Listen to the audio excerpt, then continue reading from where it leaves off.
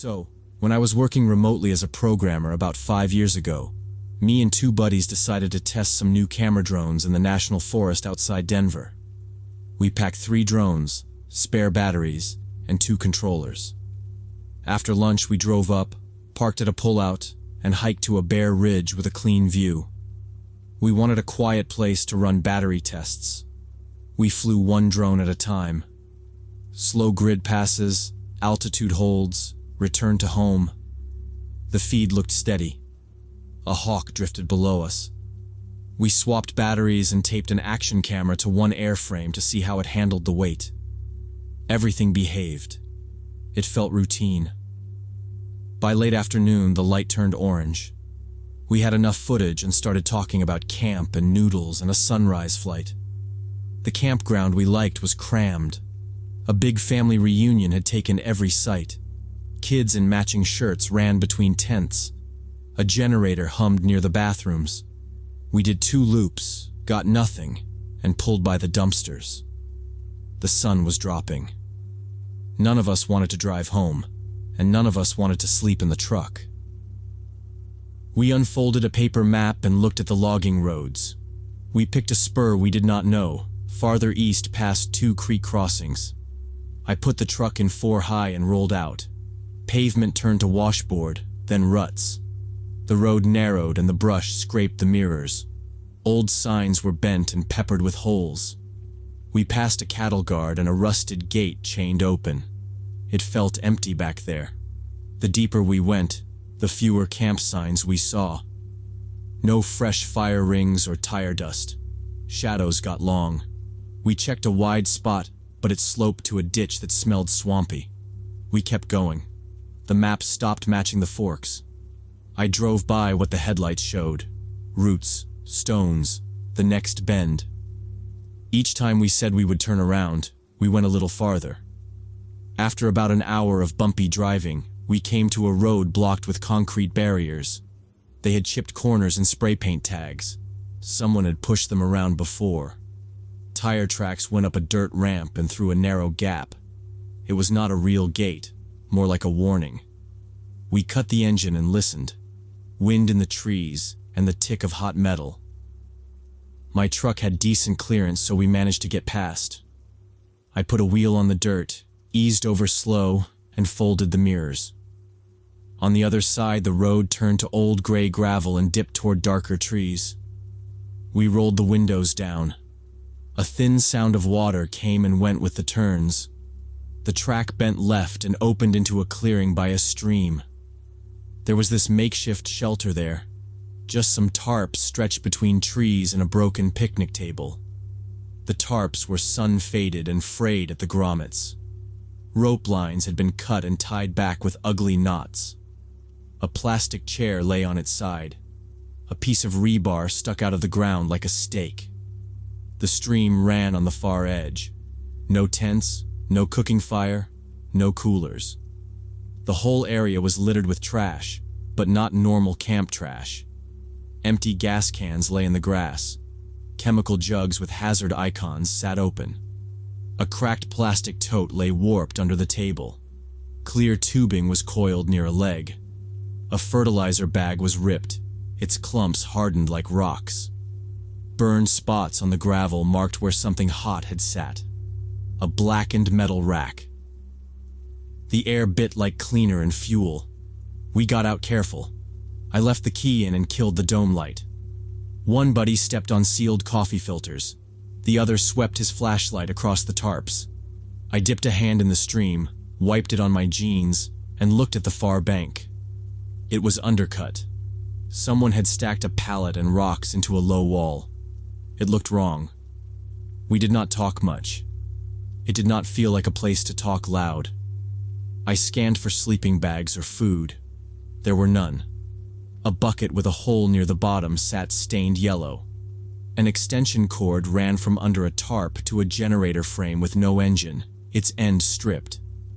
Duct tape, a melted spoon, and a torn notebook page sat on the table, the pencil lines smeared.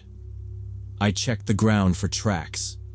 There were deep heels from a hard-soled shoe crossing big lug prints. fresh enough to hold shape, not damp. Crushed water jugs lay flat. Bent tent stakes sat in a pile. No food wrappers, no beer bottles. The clearing was just big enough to turn around. The edges looked soft. The stream noise covered other sounds. I did not want to touch anything. My buddies did not either. We stood a few feet apart and looked. Headlamps made small cones and the trees swallowed the light. I thought about the barriers and realized we were on the wrong side of somebody's line. Not a park gate or sign. Somebody's line. That sat heavy. "Let's be quick," I said. We did one slow circle with our eyes. There were nitrile gloves stuck to the dirt, a spoon handle fused to a cup, and a rag stiff with clear flakes. The stream kept its steady sound. No crickets, engines, or voices. It felt like we had walked into a room right after everyone walked out. I kept counting steps back to the truck without meaning to. We stayed off the pallets and did not lift anything.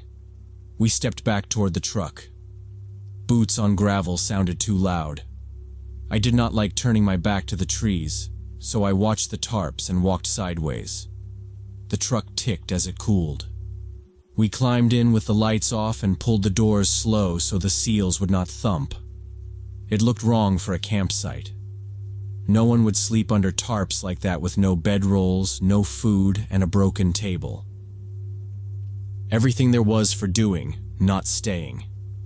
The trash was not the kind you leave after a weekend. It was the kind you do not want to put in a bin.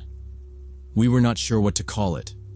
We figured someone had been dumping garbage illegally, even though it seemed like a weird place for it. We set up our tents and pulled the truck closer to the stream.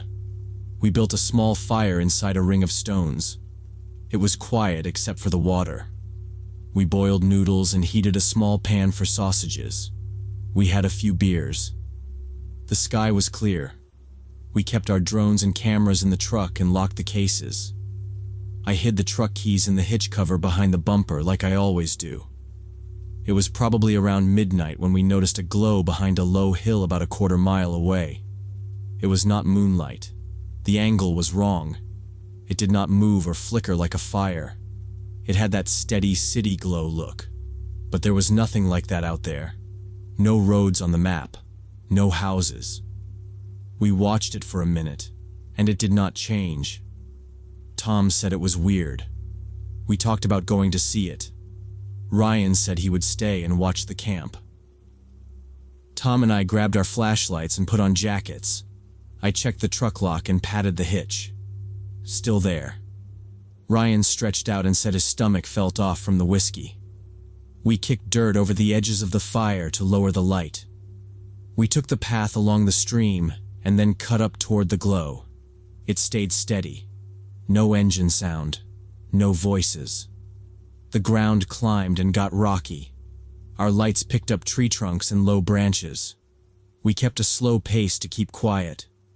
The air smelled dusty and sharp from the cut brush. We could see the top of the hill as a dark line. The glow sat on the far side. We moved with our beams down to our boots. As we got closer, we noticed the trees. Someone had cut the bark in perfect rings around the trunks, dozens of them. Waist-high, knee-high, some shoulder-high. Clean, even lines. It looked like a practice cut. It looked fresh on a few, older on others. It was not random. We stopped and counted 5 in one small patch. We made a dumb joke about tree art.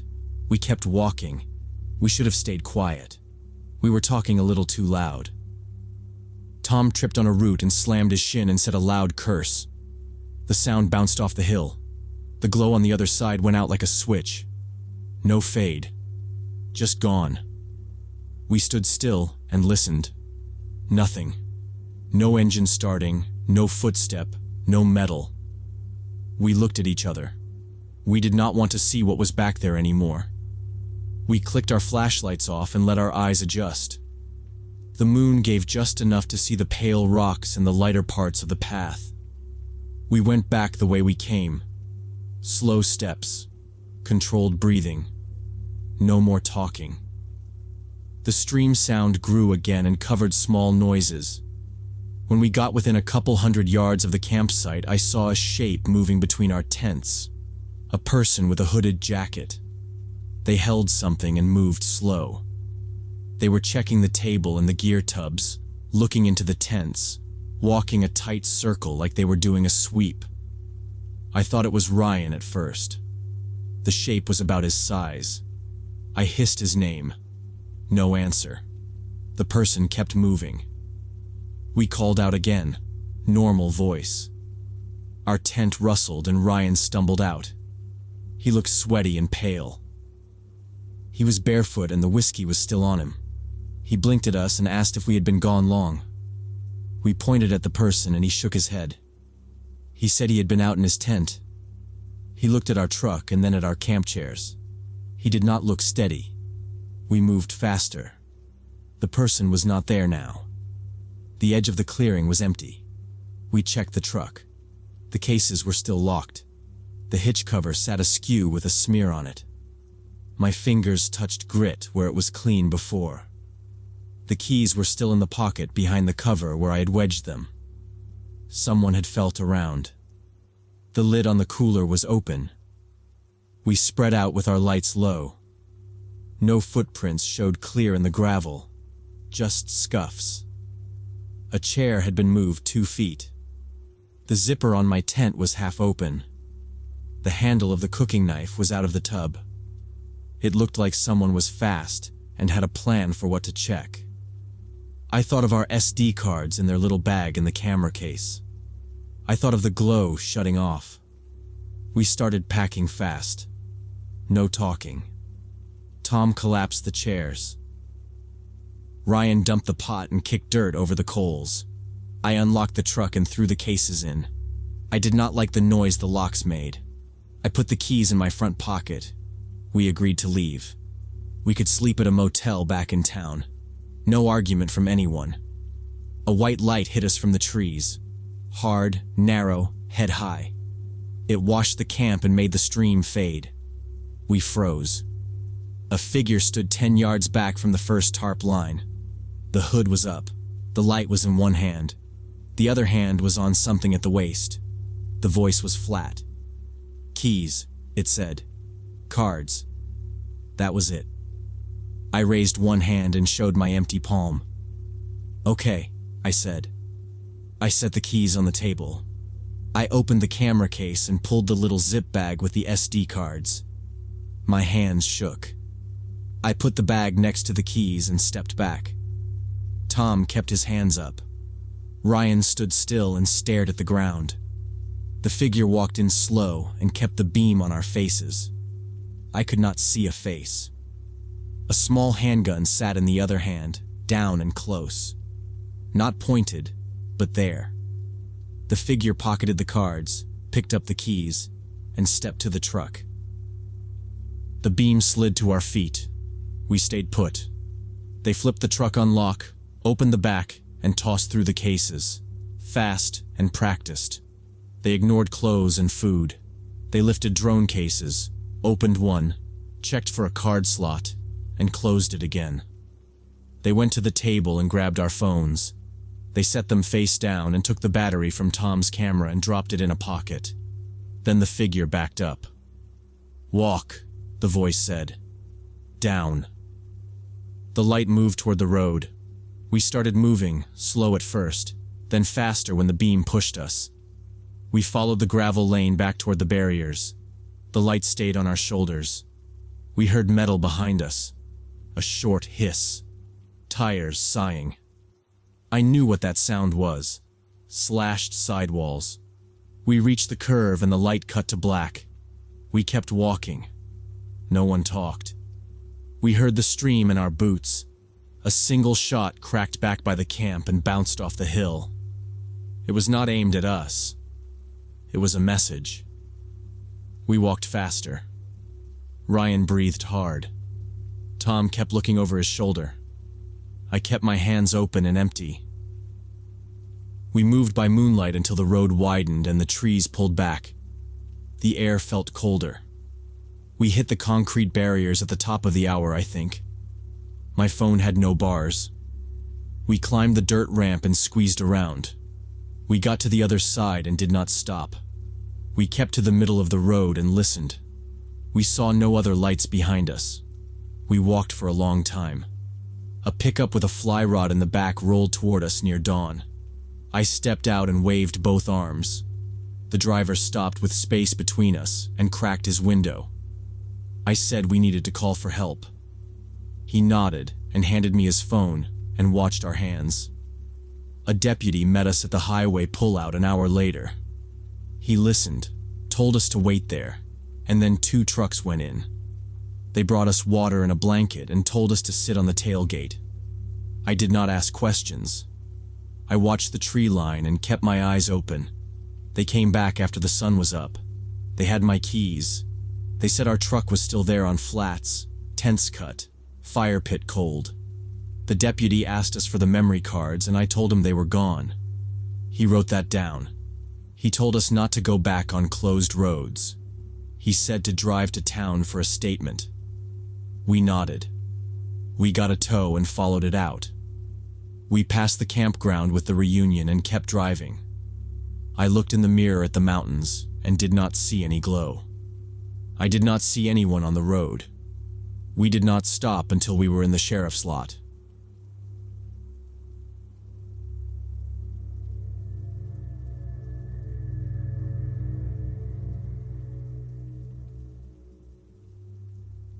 When I was 9 years old, my sister Carol and I used to walk home from school through Riverside Park in Oregon. Our dad was a trucker and gone most of the time, so we learned to be pretty independent kids. The park was the shortest route to our house on the edge of town, and we loved playing tag between the playground and the old brick warehouse that had been empty for years. That October afternoon, our teacher Mrs. Jones couldn't give us a ride because her car was in the shop. We didn't mind walking home alone since we did it all the time. The weather was nice, and we were looking forward to our usual race around the warehouse. Little did we know this walk would haunt me for decades. We left the school at 3 like always. The bell rang and kids spilled out, backpacks slipping on shoulders. I carried a spiral notebook. Carol had a red jacket tied around her waist. The sun sat low but warm. On the path, gulls argued over a sandwich by the trash can. The pond had green scum at the edges. Everything looked normal. At the playground, I stopped to tighten my shoe. Dust stuck to my sock. The slide felt cold to my palm. Carol climbed a low wall and balanced like a gymnast. The warehouse rose behind the swings, 3 stories, windows black and some broken. A steel door was chained with a heavy lock.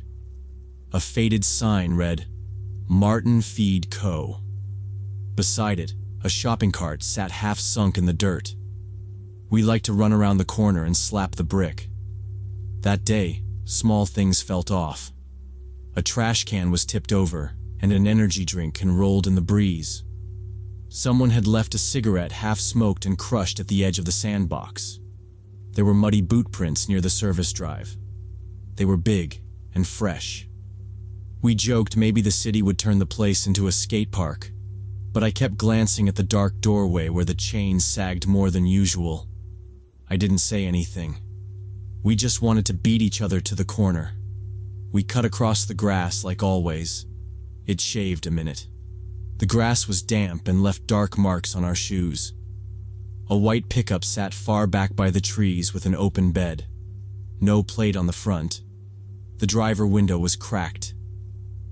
A piece of blue tarp lay crumpled in the bed, and a yellow rope was coiled neat. I smelled gasoline, faint but there.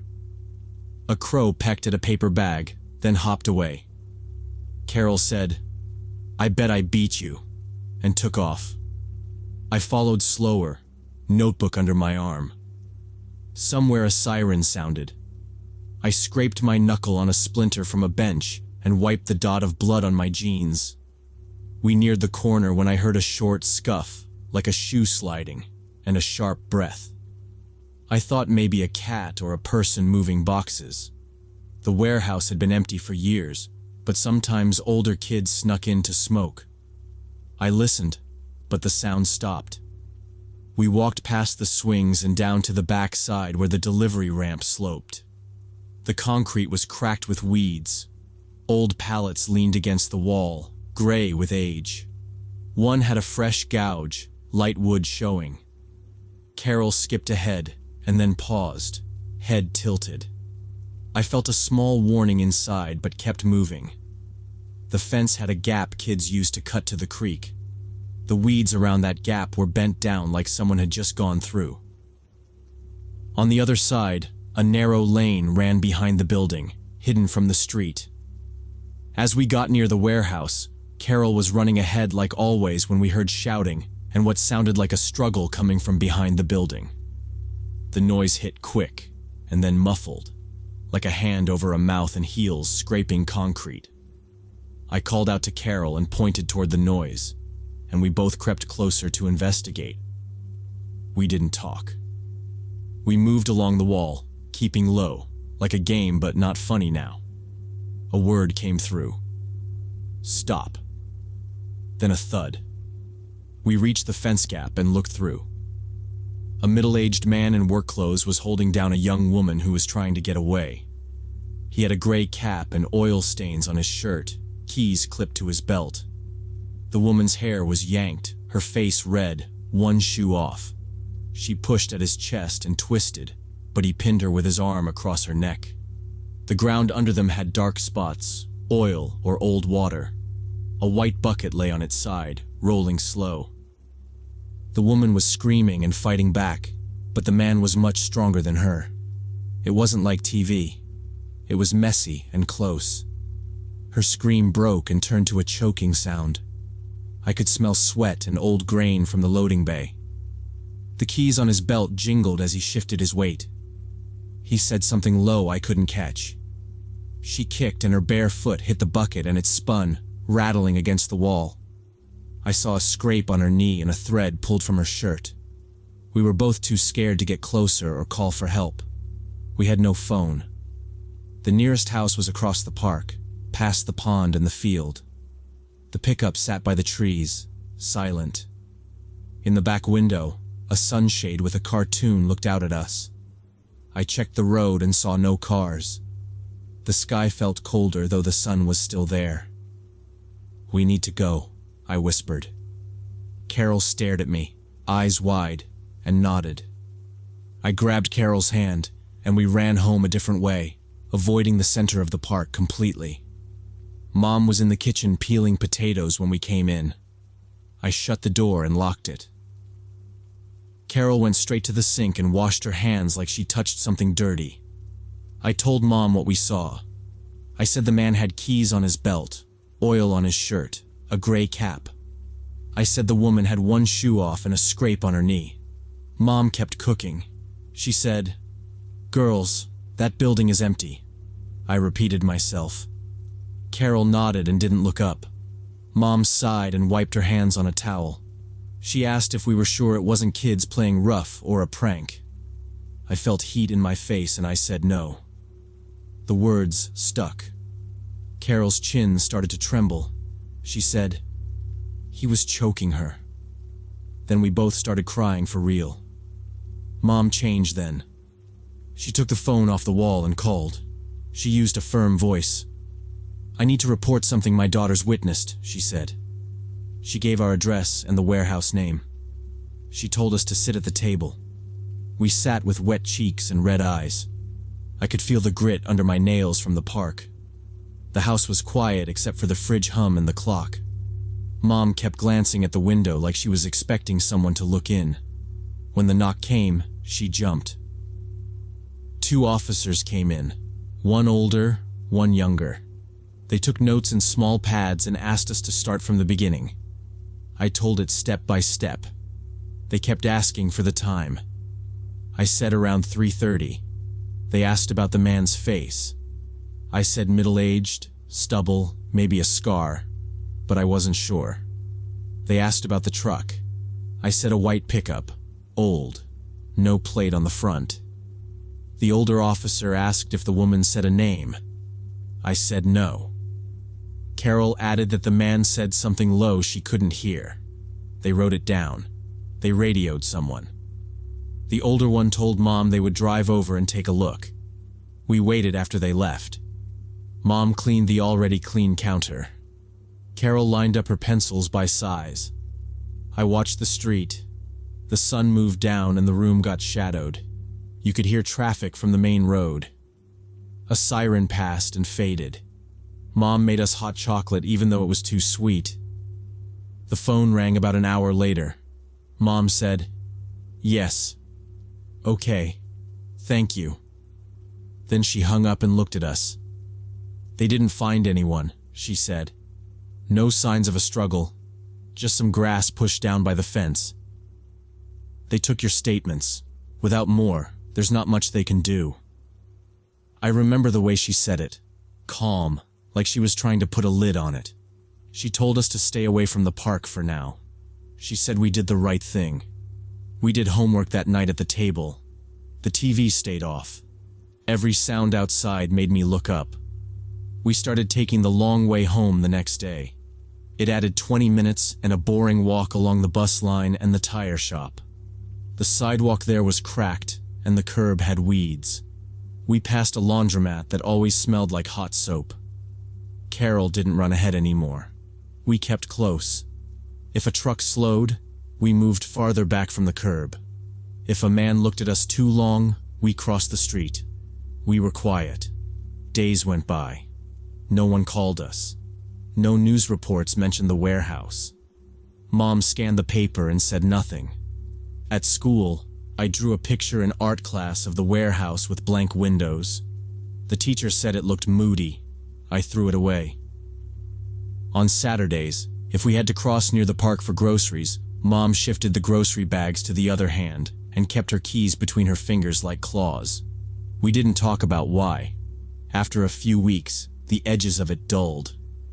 Christmas displays went up early. People in the neighborhood put lights on porches. The park got wet and muddy. You could see your breath in the morning. Nothing else happened. No posters of a missing person appeared. No parents warned us about a danger at the warehouse. It turned into a story that lived only at our table and in our heads. We started to wonder if our minds had added pieces. Maybe the woman got away and left angry. Maybe the man was her boyfriend and it was a bad fight.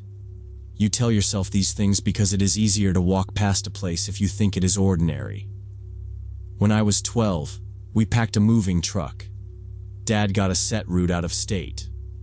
We took down the curtains and rolled the rug. I found the spiral notebook from that day under my bed, bent at the corners. I tossed it in a box. We drove past the edge of the park one last time. I looked for the white pickup. It wasn't there. The warehouse standed with its black windows. I pressed my hand to the car window until the building disappeared in the mirror. Life layered over it. New schools, new streets, jobs, child, bills. Sometimes I would hear keys jingle on someone's belt and feel stiff for a second. It passed. For years, I told myself we probably saw a fight. It bothered me less when I kept it small. Last month, my daughter needed to do a project on local history. She had to pick a case or event. We were at the dining table with my laptop and a stack of printed articles. She typed, and I sorted links. I clicked a county archive page that had old cases. The title said, "Missing Persons, 1998-2005. I scrolled. A photo stopped me. Dark hair, thin gold chain. A description. Late teens to early 20s, last seen near Riverside Park in October, wearing a white sneaker with a blue stripe and a denim jacket. The date hit me. The detail about one shoe hit harder. My hands went cold. I clicked the report. It said she left a shift at a grocery store and never made it home. A witness thought they heard shouting near an old warehouse but could not give a description. The case was still open. I called Carol right then. She picked up on the third ring. I said the name from the report. Silence then. I remember her hair. Carol said, "One shoe." We went quiet. We were two kids again behind a fence. Then Carol said, "Do you still have the police case number?" I didn't. We hadn't kept that paper. We wrote down the cold case unit number from the site. I spoke to a woman who said her name and badge.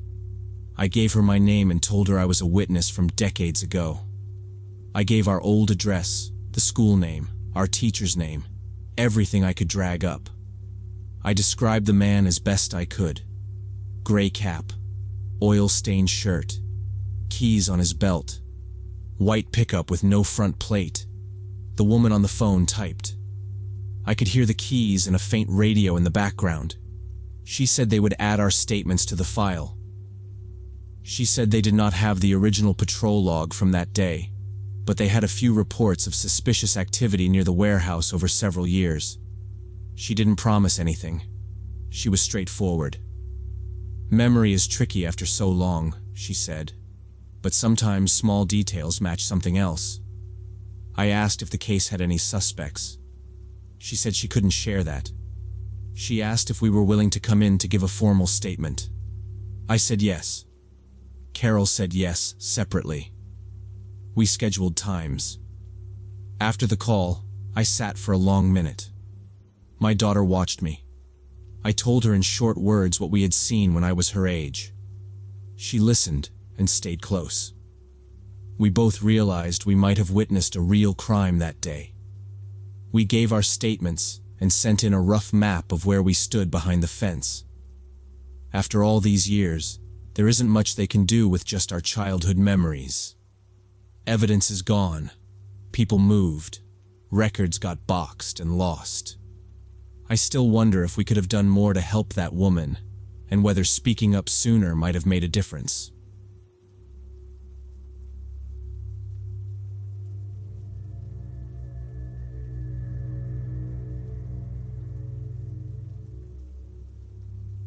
I was working for this Chinese food delivery service during college, just picking up shifts when the regular drivers were sick or busy.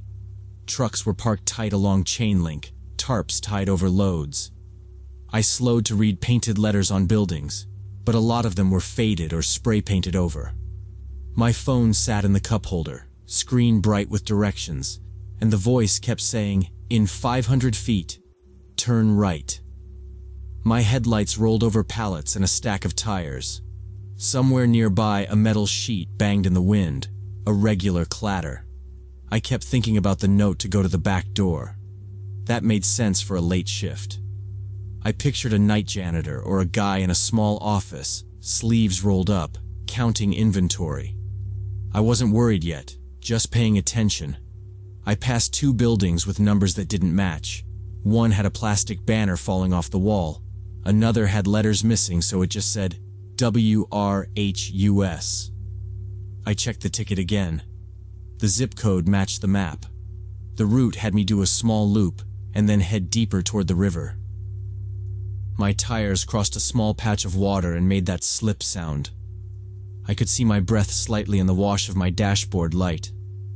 By then the radio was off, and I could hear the wet squeak of my wipers every few seconds. I almost turned around once to reconfirm with the restaurant, but I didn't want to bug my boss for what was probably fine. I told myself to just find the back door, hand over the food, and move on to the next call if it came in. The bag sat there, steam fogging a corner of the plastic. The address led me to this huge complex of industrial buildings, most of them looking pretty run down. I drove around for a few minutes trying to find the right building number, but none of them were marked clearly. Finally, I found what I thought was the right place, but it looked completely abandoned. The parking lot was cracked and full of weeds, no cars anywhere, no lights on inside. The building had those roll-up metal doors that were all rusted shut, and most of the windows were either boarded up or had bars on them. I sat in my car for a minute trying to figure out if I had the wrong address. There were no signs of any business operating there. No electrical lines running to the building that I could see. I coasted along the length of the structure with my window down a few inches. Gravel popped under my tires. Up close, the walls were covered in flaking gray paint, and there were black streaks under the sills where rain bled dirt. A torn poster hung by one staple and slapped the brick when a gust hit it. The number painted near the corner was half gone. It could have been a 6 or an 8. My GPS arrow hovered like it was confused too. On the far side was a loading dock with a bent railing. A dumpster sat crooked with its lid open, and a ladder lay on the ground with one rung missing. I paused there and checked the ticket again, ran my finger under the street name to feel the indent from the printer. It matched what the map said. My clock said 9:32. The soup would still be hot if I delivered now, but every minute made it riskier. I watched the windows for any movement. Nothing. Just a reflection of my headlight beam shaking a little. I thought about calling the number again. I even typed it and stared at it, the extra dash weird in the middle. I deleted the dash and tried to see if that changed the contact, then changed it back because I didn't want to misdial and get some stranger. My hands were clean, I had wiped them on a napkin, but the phone still had a film on the screen from the kitchen. I put it down. I rolled forward to the back corner and let my light sweep the wall. The roll-up door there had a chain with a lock that looked welded shut with rust. A broken pallet leaned against it. A shopping cart was on its side with one wheel missing. The ground near the dock had dark oil spots. I kept my engine on because I didn't want to stall out in this place. The idle made a steady hum that sounded too loud with everything else so quiet. I set the delivery bag on the passenger seat and cracked the lid to check for leaks. A little steam hit my hand, and it smelled like vinegar and pepper. I closed it tight and retied the handles. My dashboard notifications buzzed once with a weather alert I didn't read. I opened my glove box to see if I had a small flashlight, found only fuses and a tire gauge. I didn't step out. I didn't even take off my seatbelt. I cut the headlights for a second to see if any interior lights in the building were on. Sometimes you can catch a glow when your own lights are off. The dark swallowed everything and my eyes didn't adjust fast enough, so I clicked them back on and the wall jumped out of black. I looked up at the roof line and traced where power lines would normally connect. I followed the poles down the lane with my gaze and tried to find a line running into the building. I didn't see any. I stared a few more seconds, checking again from left to right, and then I sat there in my car trying to figure out if I had the wrong address. There were still no signs of any business operating there. No electrical lines running to the building that I could see. I called the number from the order, but it went straight to this automated message saying the number was no longer in service. I tried again right away to make sure I didn't press something wrong. Same recording. I sat there with the phone against my ear and watched my own headlights on the rusted door, and that mechanical voice kept repeating. That was bad. I should have just bailed, but I didn't want people at the restaurant to think I was flaky. I parked where my car would be visible from the street, under a busted pole light that still had the metal arm, no bulb. I set my hazards on. I called my dispatcher and told them the address looked dead and the number didn't work. "Call me in 5, I said. "If I don't answer, call the cops." My voice sounded steady. I put the call on the recent list and double-checked my battery. 71%. I grabbed the food from the passenger seat. I left the engine running and locked the doors with the second key fob I kept on a shoelace. The muffler droned low. I stepped out, felt the air colder by the dock. The pavement was gritty, and my shoes scraped. There was a stale smell like wet cardboard. I listened for any sounds from inside. It was quiet except for a drip somewhere and the soft shake of a loose gutter. I walked along the wall toward the corner, looking for a doorbell, a buzzer, anything. The paint curled away from the brick in long strips. Around the bend, there was a steel door with a deadbolt and a peephole, but the handle hung crooked and the lock looked painted over. I knocked with my knuckles and waited with the bag pressed against my thigh. No answer. I heard my own hazard lights clicking from the car, and it made the time feel slow. I took 2 more steps and knocked again, harder. A dry echo came back inside. I stood there another 10 seconds, then moved to the next bay. I walked around to what I thought might be the back entrance, but it was just another roll-up door that was obviously rusted shut. I stood there holding this bag of Chinese food, trying to angle my head to hear anything. That's when I saw movement in one of the upstairs windows. It was quick, just a gray shape sliding past the dirty glass. I froze. Then another shadow moved the other way. Then a third. Not dust, not my headlights. People. There were multiple people in that building, and they were watching me. I didn't raise the bag or call out. I took one step back, then another. I kept my shoulders loose to not show I was leaving fast.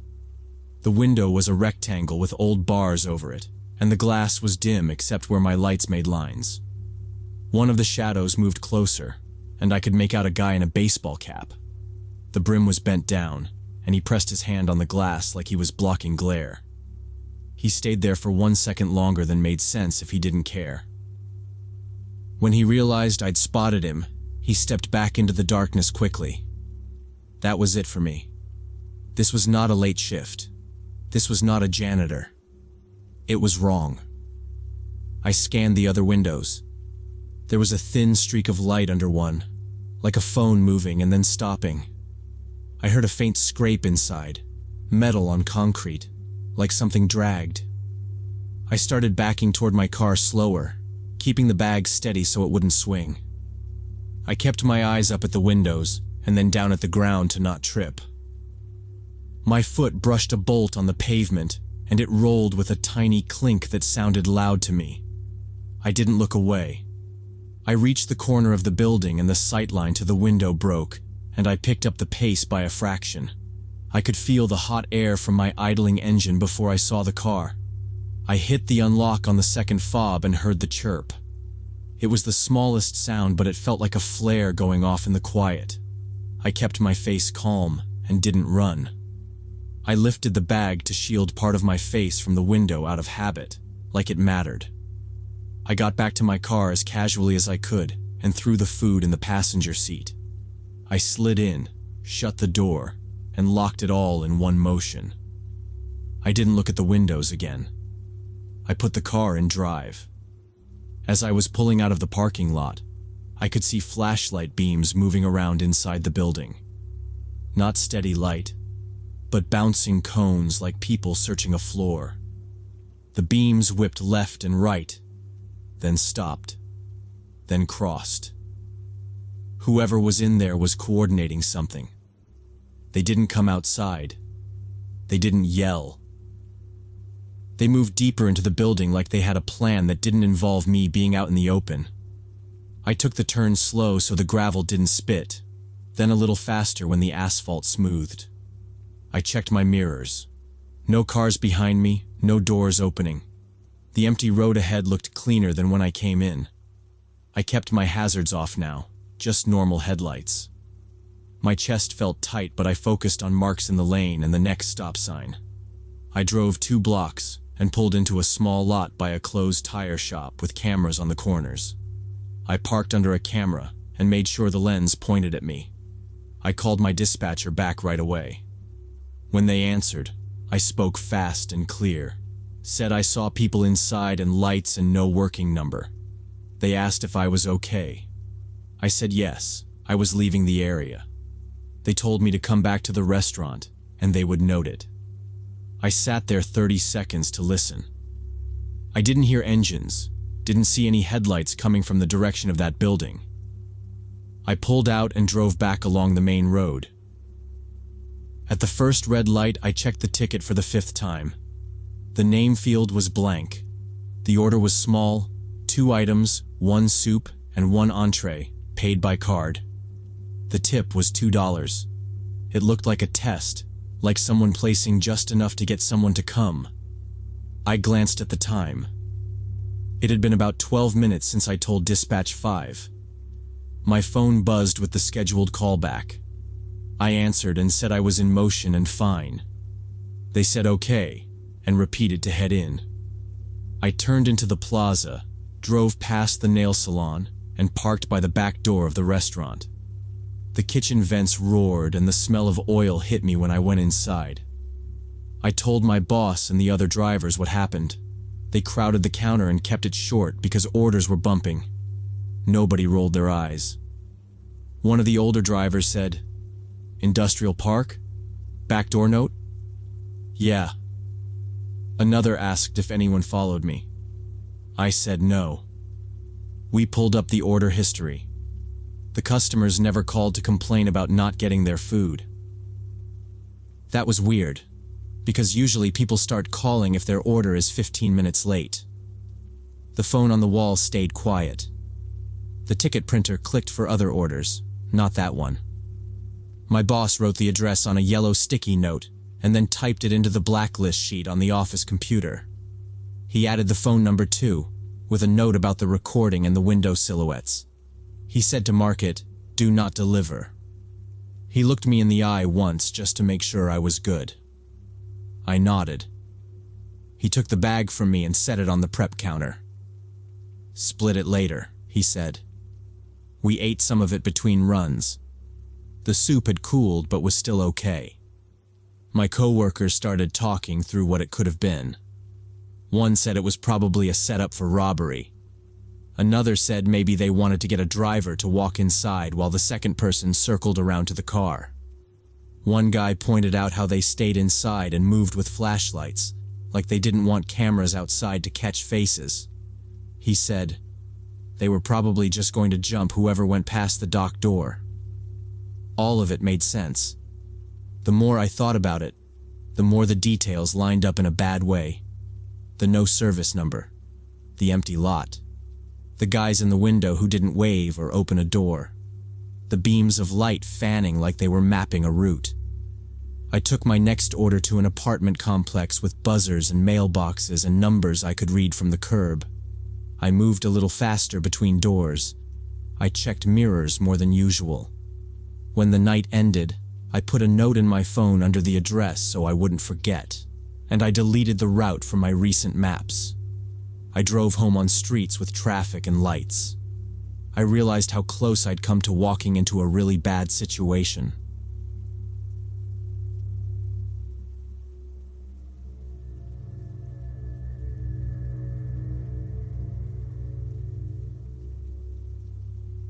Two years ago, I was ending a toxic relationship with my boyfriend Mike after finding out he'd been seeing other girls while keeping me as his backup. On my 29th birthday, I went to his place in the Bronx to say the last things I needed to say and leave. We sat at his little table. He lied, then apologized, then lied again. I kept my voice low and steady. I gave him his spare key and took mine back. The whole thing felt used up. It was close to 1:30 a.m. when I walked outside. The block was cold and empty, a shutter half down on the bodega, gray snow piled at the curb. I called a cab from the local number he always used. The dispatcher muttered something about 5 minutes. A gray Honda pulled up with a peeling base sticker in the rear window and a cracked taillight. I got in the back. The lock thunked heavy and final. The driver looked mid-40s, hair messy like he hadn't slept, beard shadow patchy. The seats were cracked vinyl with black tape patches. A pine tree air freshener hung off the mirror, faded and dusty. The heater rattled and blew lukewarm air that smelled like old smoke. "Queens?" he said without turning. I gave my address. He nodded and eased off the curb, the meter clicking awake with a tired beep. I buckled my belt and watched Mike's building slide by in the mirror. My phone showed 6%. I texted my roommate that I was on the way, then put the phone in my pocket to save it. The car's dash glowed weak green. The radio hissed with bass chatter I couldn't make out. We hit a row of lights on 3rd Avenue. He drove careful, 2 hands on the wheel, quiet. The city felt washed out. The windshield had a spider crack that caught the street lamps. The glove compartment door was scuffed white from knees. A half-empty water bottle rolled somewhere under his seat and thumped on bumps. I stared through the side glass. Cold air leaked around the window sill and brushed my cheek. I wasn't thinking about him. I was thinking about getting home, showering, and going to sleep. About 10 minutes into the ride, I realized he kept looking at me in the rear view. His eyes stayed a second too long before flicking forward. We were moving much slower than the flow, cars sliding past in the next lane while he sat in the far right. The engine hummed low like it was tired too. I checked the dash clock and felt the trip stretching. "Could we go a little faster?" I said. "I have work early." My voice sounded small in the rattling car. He smiled at the mirror, not at me. "Don't worry, I take care," he said. Then, like he'd been waiting, "You got nice eyes. You from Queens, yeah?" "Yes," I said. He let 2 cabs pass us before he eased on. The bridge ramp came up and he still floated under the limit. He glanced again. "We should get to know each other better," he said. "It's late. You don't have to go home." "No," I said. "Just take me home." He chuckled under his breath, like we were sharing a joke I didn't know. "You're playing hard to get," he said. "It's okay. You really want it." We rolled toward the toll. He popped the glove compartment while moving and rummaged with one hand. Paper maps, napkins, and old receipts slid forward. A crushed pack of cheap cigarettes fell into his lap. The car drifted, and the rumble strip buzzed under us before he jerked the wheel back. He muttered, still digging. The heater clicked on and off with each bump. "Please watch the road," I said. I kept my tone flat. My hands stayed in my coat pockets, one on my keys, one on my phone. I kept my eyes on the lane lines and the exit signs coming slow. "Relax," he said. He tilted the mirror to frame more of my face and smiled at the reflection. "You want a cigarette? We stop, we talk. I can make you feel better." "No," I said again. "Take me home." He kept pushing, like a script. "We go somewhere else," he said. "Motel, quiet. No questions." "I'm not going anywhere with you." He made a clicking sound with his tongue and shook his head. "Why so cold?" he said. "Come on, don't pretend. I like girls like you." After the toll, the road opened and traffic thinned, but he held the same lazy pace, as if he wanted the ride to never end. Frost dusted the guardrail. The river looked black and flat. He tapped the cigarette box against the steering wheel, tossed it back into the glove compartment, and left the door hanging open to bounce with the engine. He didn't fix it. Green signs slid by slow. I marked the distance to my exit and the number of lanes between us and it. The door's lock pin sat scratched and dull beside a child lock sticker half peeled. The window switch was worn to a shine. I was counting steps in my head. If the car stopped wrong, I would move fast. If it didn't, I would make noise. He went quiet for a minute, testing me. Then he started again, light and coaxing. "Birthday tonight?" he said. "I can tell. Pretty dress. You deserve a good night." I kept my eyes on the road ahead. "Take me home." His smile faded. "You are making this difficult," he said. Polite words with a flat tone. He lifted his hand to the mirror, adjusting it until the frame cut off everything but my eyes. He watched me through that, not the lane. A plastic soccer ball charm tapped the glass with each bump. He broke the quiet first. He said he wouldn't take me home until I was more friendly. My phone rang before I could answer him. The screen lit Mike's name. He must have heard my voicemail. I picked up and talked loud on purpose. "Yeah, I'm almost home," I said. "I'm at the bridge now, 20 minutes out. Same address as always, 4 on Avenue. The lights are on. They're waiting for me." I said it again, slower, so the driver heard every word. "They're at the door. Don't lock it. I'll be there in 20 minutes. The driver's jaw tightened. He stared at the road and didn't speak while I stayed on the line. I let Mike talk, Then I said, "Yeah, I'll call when I'm at the door," and hung up. The driver started muttering in his language under his breath. He shifted in his seat, pushed the mirror up, then down. He gripped the wheel at 10 and 2 so hard the leather creaked. For several minutes he didn't say anything else, just drove in a tight line, shoulders high. We came off the highway into local streets. Traffic lights stacked in a row ahead, empty lanes and cold sidewalks. He looked at the clock and exhaled sharp through his nose. His foot got heavy, then light, like he was arguing with himself. He glanced back again. "So we hang out a little," he said, voice trying to sound casual and failing. "They can wait." "No," I said. At the first red light he twisted in his seat to face me fully, one knee up against the steering wheel. He didn't care about the green arrow flashing for turn. Horns started behind us. "Don't be like this," he said. "I take care. 5 minutes." "Go," I said. "Light is green." I kept my shoulders square and my hands inside my coat. He snapped forward and hit the gas too hard, then braked at the next light. He looked back again. "You don't know what you miss," he said. His tone slid from sweet to hard. "Don't play with me." We rolled on. He started pleading in a low, fast voice. Then he switched. "I can leave you in the middle of nowhere," he said. "You want that?" "Take me home," I said. My voice didn't rise. I already paid the fare.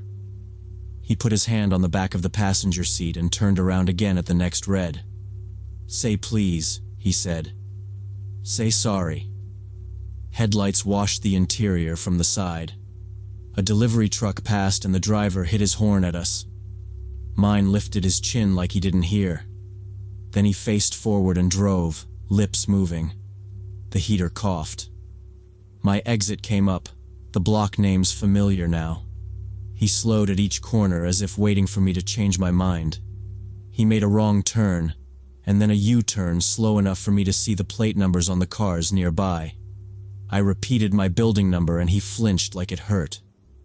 When my street finally appeared, he drifted to the curb. The brakes squealed. He kept his hand on the shifter, not in park. He leaned half around again. "Last chance," he said. His eyes were empty of the smile now. I opened the door before he finished the sentence and stepped out fast, bag on shoulder, hand on keys. I didn't wait for change. Cold air bit my face. I slammed the door hard and started toward my entrance at a jog. His voice followed me down the sidewalk, something in a sharp, hissed tone, then, "You'll call me." I took the steps 2 at a time. The vestibule smelled like old paint and hot metal. I got the first door open with my key and pulled it shut behind me. In the small hall, I paused and listened. The street stayed quiet except for his idling engine. I climbed to my floor, unlocked my apartment, slipped inside, and turned the deadbolt twice. I didn't flip any lights. I moved through my rooms by muscle memory. I set my bag on the floor and went straight to the front window. The radiator ticked. I kept the curtains closed and stood to the side, looking through the gap between the panels. The gray Honda sat at the curb under the streetlight. His face was a pale shape behind the windshield. The car didn't move. He angled his head like he was counting floors. I waited. My phone buzzed with a text from Mike asking if I was inside. I didn't answer. I watched the stairwell window glow when a neighbor came in. I watched the Honda inch forward a car length, then back, like he was settling in. He was hunting for a light to betray the apartment. I stayed still and let my eyes adjust. The clock on my stove read 2:18 a.m. I stood there with my coat still on. Street salt crunched under a late plow. He kept waiting. Minutes spread slow. He lit a cigarette, the ember a hot dot in the car. He leaned forward and back, craning to look up the building's face. I moved never more than 2 inches from the curtain. I kept my phone ready and the police number typed in, thumb hovering, but I didn't hit call. A siren rose far away and faded. A cat crossed the street and disappeared between cars. The cigarette ember burned down and died. Finally, after almost an hour, the Honda's brake lights lit red. The car pulled away slow, paused at the corner, then turned and disappeared. I waited 5 more minutes. I let my shoulders drop, just a little. I locked the chain. I drank a glass of water in the dark. Then I turned one small lamp on in the kitchen, away from the front windows, and sat down. The next day, my phone rang from an unknown number. I answered on speaker. A man's voice filled my kitchen. "Finish what we started last night," he said. "Don't be a tease." I hung up and blocked the number. 2 hours later, another call from a different number. "Don't ignore me." I blocked that one too. I called the cab company and filed a complaint. The woman on the line said she would escalate it. She asked for the time, the car make, the partial plate, the route. I gave everything I had. For weeks, the calls kept coming, different numbers each time. Some rang once and cut off. Some went to voicemail with breathing and nothing else. A few left short messages in a fake sweet tone, and then the same hard voice under it. I kept blocking them. I saved the dates and times in a note because it felt like the right thing to do. After a while, they stopped. I never found out how he got my number. Maybe the dispatcher pulled it up. Maybe he saw it on the booking screen. I didn't know. I changed my phone number and sent the new one only to people I trusted. I started recording plates and driver names before I closed the door on any ride. I took pictures of the car, the sign on the dashboard, the base sticker on the rear window. If a driver made me uneasy, I got out before the first turn. I always sat behind the driver now, not diagonal. The cab company called me back once. The man said, "We took action," but he didn't say what. I asked if they suspended him or reported him. He repeated, "We took action," and thanked me for my patience. That was it. I didn't push. I just wrote down the time of that call and moved on. Now I plan my late trips differently. I text the plate to someone the second I get in. I leave a fake phone conversation open and I say my address out loud. I sit with one hand on the door handle at red lights. It's simple routines. They make the ride feel shorter. 2 years later, I still think about the cold glass under my fingers and the red coal of his cigarette, and how long that hour felt. I still think about how differently that night could have ended if Mike hadn't called when he did.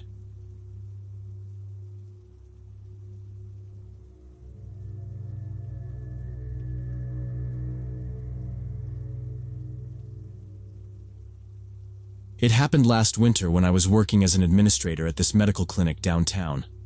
I took the bus every day to avoid traffic and parking hassles after long shifts.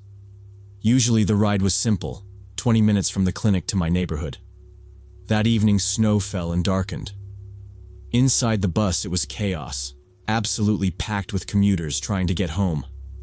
I had to push my way on and scan for any open seat. The only spot left was on a bench beside a really big guy, maybe 40. From the moment I sat, something felt wrong.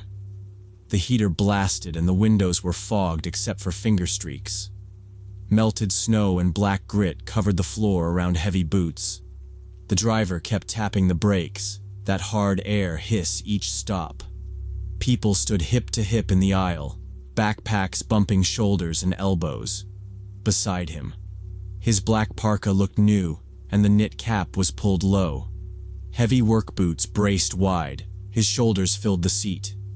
He smelled like cold air and cheap cologne with a hint of solvent. His hands were big and red, knuckles marked with small cuts. I faced forward quietly. I put my earbuds in and picked a simple playlist. I stared at the route map over the doors and counted stops. When the bus lurched forward, his thigh pressed into mine and stayed. I shifted a little away, but there was nowhere to go. The pressure did not change. The bench edge dug into my hip. A duffel blocked my foot. He curled his left hand over the back of the bench behind me. His fingers tapped slowly, boxing me in on that side. I set my bag upright like a barrier between our legs. He did not move. The driver announced a detour because of a wreck on the bridge. The bus groaned, turned, and the slide sent him hard into me. His hip pinned mine, and after the turn he did not pull back. I straightened, making space. He erased. A test. I looked at his profile in the fogged window as the bus rolled. The cap sat low, and his eyes angled toward the aisle, catching me. He was not smiling, and he was not talking to anyone. He sat steady like he had all night. Volume low. On purpose. Always. We passed the library plaza, and 2 people got off while 3 boarded. The aisle compressed, and a woman in a red scarf raised her elbow. I thought about standing and switching, but there was nowhere to land. If I stood, I would be pressed between bodies with him behind. He widened his legs until the side of his boot pushed mine. I nudged away and he mirrored it, returning to the same pressure. His sleeve brushed my shoulder and stayed there like a claim. I lifted shoulder and held my neck at an angle. My coat sleeves were damp. The bus stopped short, and someone yelled for the back door to open. The crowd shifted and air touched my neck. Then his arm came down again, closer this time, his cuff touching my hair. Not an accident. I lifted my head away, eyes on the ad. I stayed still. I raised my bag so the edge pressed hard between us. He let it sit for a moment, then widened his knees and it slipped. I pulled it back and tucked a strap under my forearm to hold. My phone flashed low battery, so I clicked dark and pocketed it. Snow blew sideways past the glass and stuck in tiny white stars. Stadium lights made the flakes look like dust across the street. The driver's radio crackled, and a kid in the back laughed once. I watched the snow and counted stops. The detour meant 10 more minutes. Not careless. The bus hit a pothole and jolted through the frame and seats. He did not brace with the pole. He let the jolt carry him. When I leaned away, he took the space like he had time. He breathed through his nose and warm air touched my cheek. Once. Only. A man in a suit moved toward the door and the woman shuffled. For a moment there was a gap near the rear door, then it filled. I stayed where I was and kept my face blank, hands steady. I did not want to show reaction or invite attention him. Even though the bench seats were wide enough for 2 people, he pressed. I had my earbuds in and tried to ignore him and stay calm. Every time the bus turned or stopped, he leaned into me more.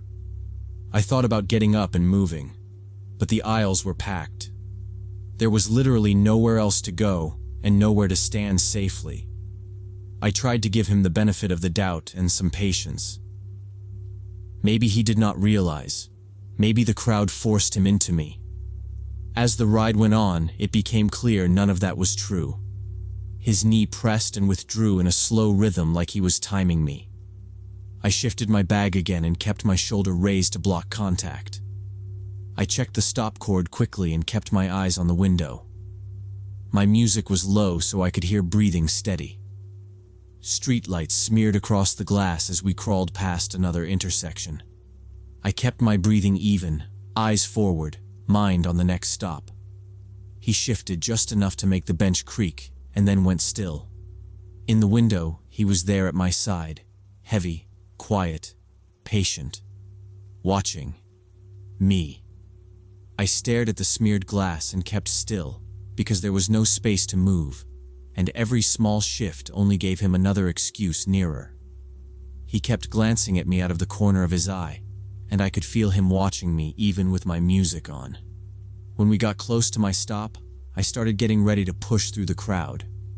As soon as the bus stopped, I jumped up and forced my way toward the doors. There were a lot of people getting off at that stop, so I just followed the flow of passengers onto the sidewalk. I was relieved to be off that bus and away from that creepy guy. But then I noticed him getting off too, from the rear doors of the bus. He lit up a cigarette and just stood there by the bus stop, watching me as I walked away. Most of the other passengers got in their cars or headed in different directions, but this guy was clearly focused on me. I had to walk about 6 blocks to get home, and I kept looking back over my shoulder. The wind blew hard down the avenue and the snow hit sideways, stinging my face. Salt crunched under my boots, and the crosswalk paint shone wet under the lights. I kept my head down and held my bag tight to my ribs.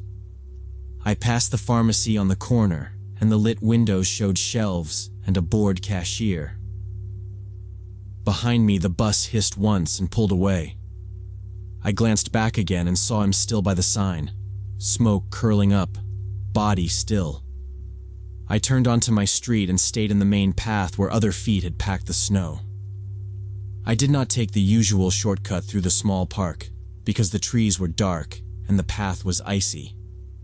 I watched the reflections in the storefront glass as I walked, and used them like mirrors to see behind me. My building was 6 short blocks, 3 traffic lights, 2 right turns. I counted them in my head and kept a steady pace, not slow, not fast. Streetlights hummed and wires rattled in the wind. For the first few blocks, he just stood there smoking and watching me. I was hoping he was just waiting for someone or had his own business in the area.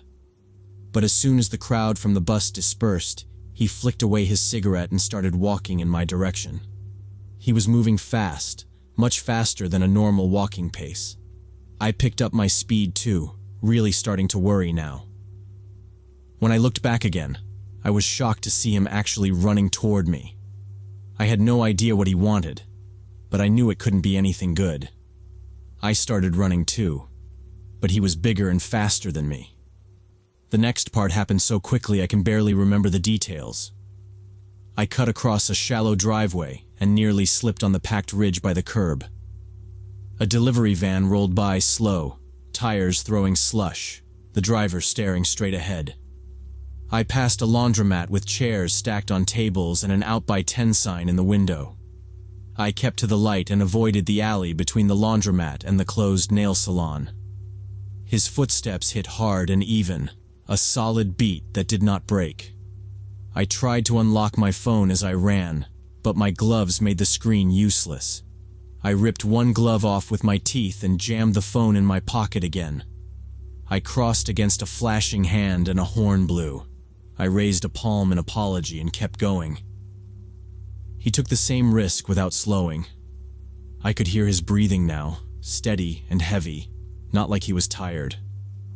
I turned right by the corner grocery where crates of melting ice held bags of salt. A man with a shovel paused and looked at us, and then stepped back into his doorway.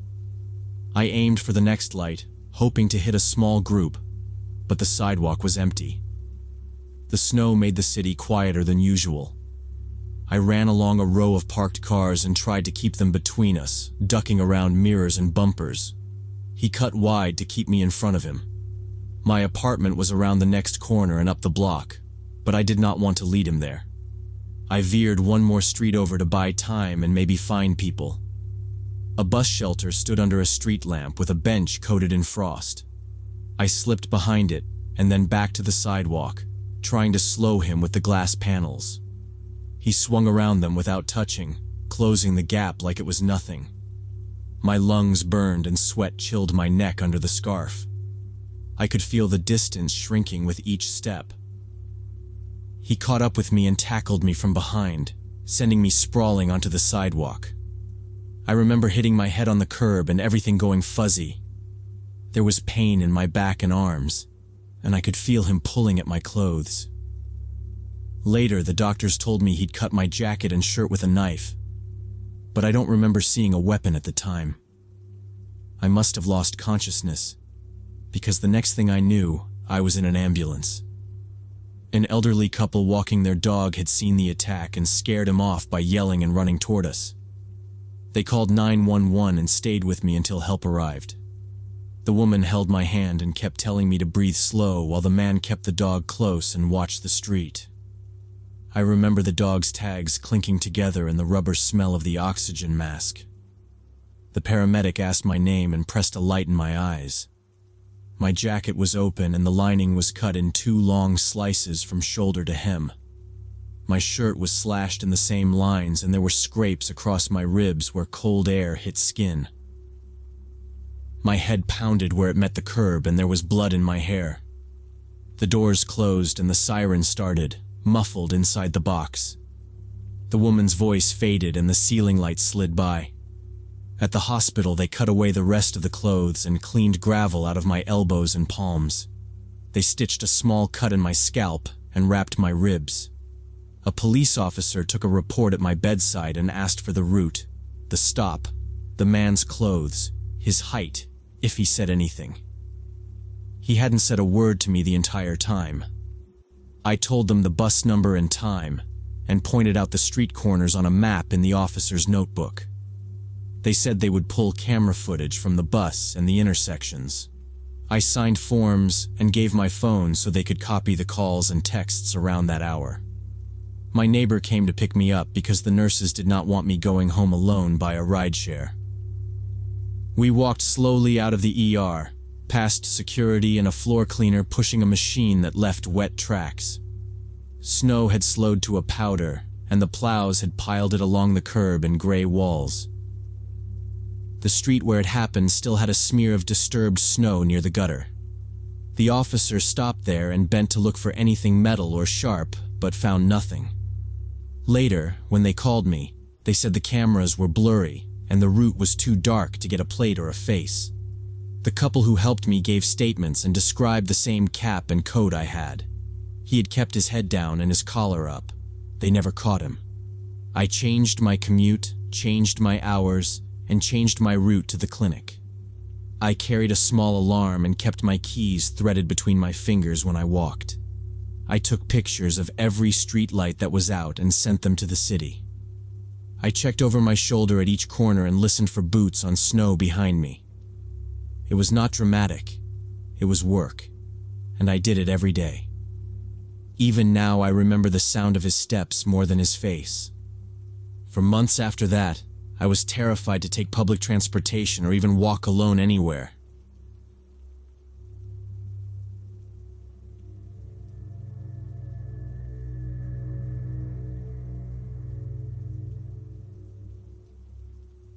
Last year, my grandpa Frank was struggling after losing Grandma Ruth to cancer. He was 85 and had lived with her in their remote Colorado mountain house for over 50 years. After the funeral, Grandpa became increasingly isolated, barely leaving the property he'd built himself back in the 70s.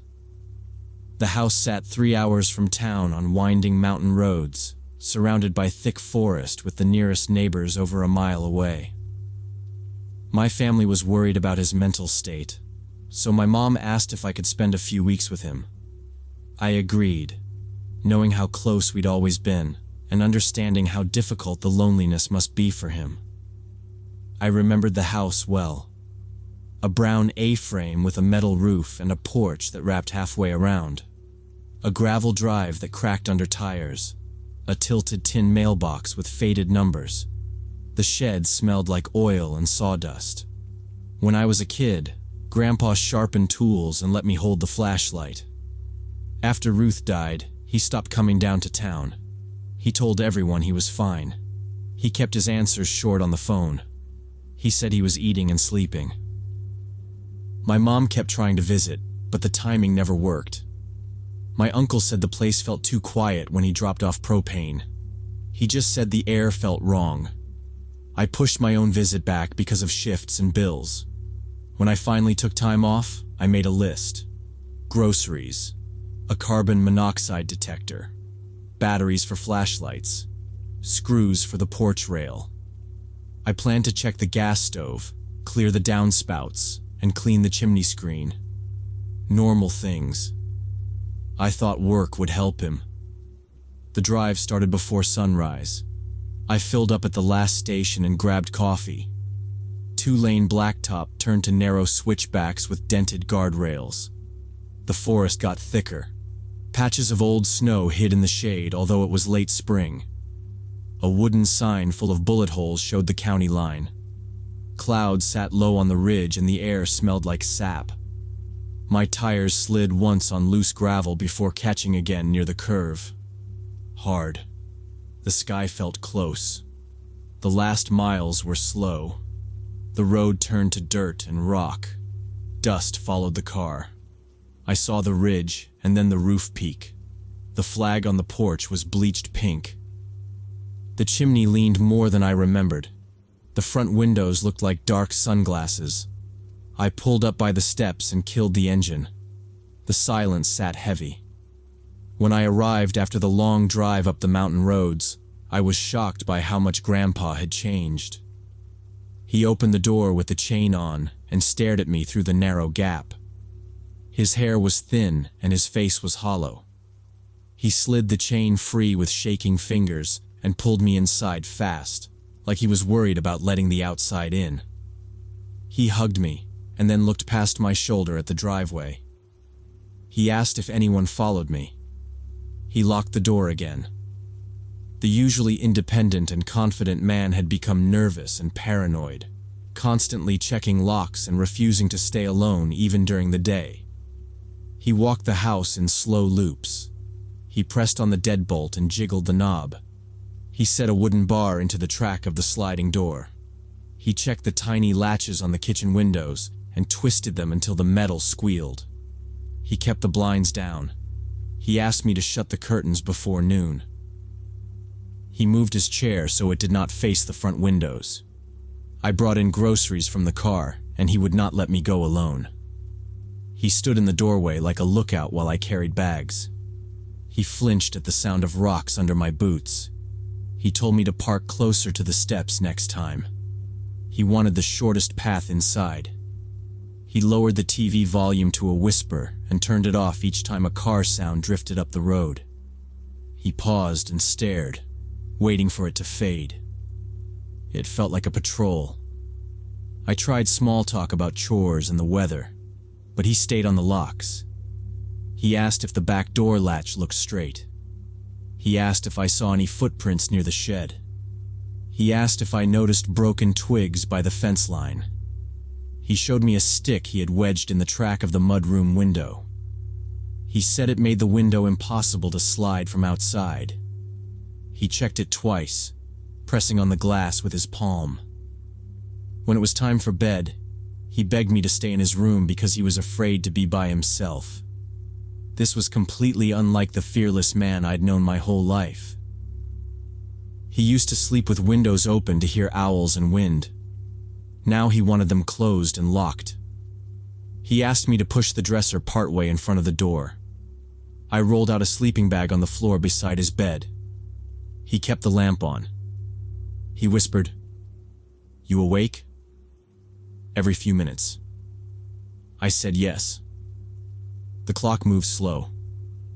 Grandpa told me that for months he'd been seeing a strange man who appeared at the edges of his property, usually early morning or at dusk.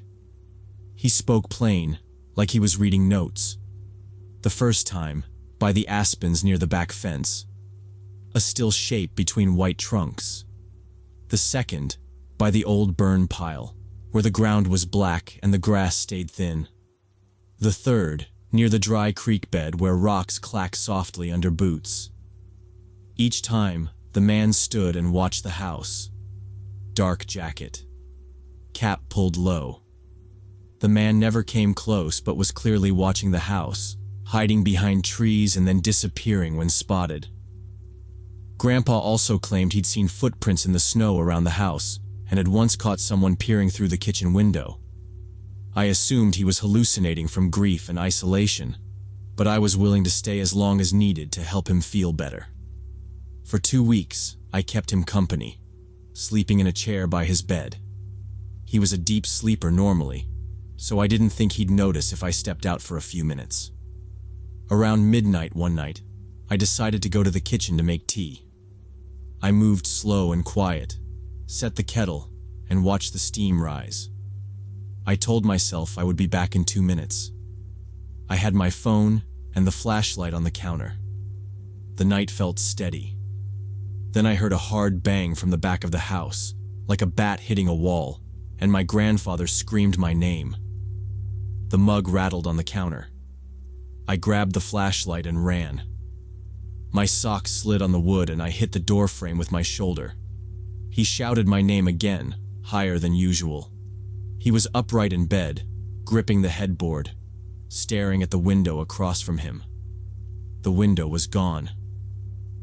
Glass covered the rug and blanket. A rock the size of a baseball sat on the sill. I put him in the chair by the dresser and threw a blanket over his shoulders. I taped a trash bag across the frame to slow the draft. The tape barely held on the cold wood. He kept his phone in his hand.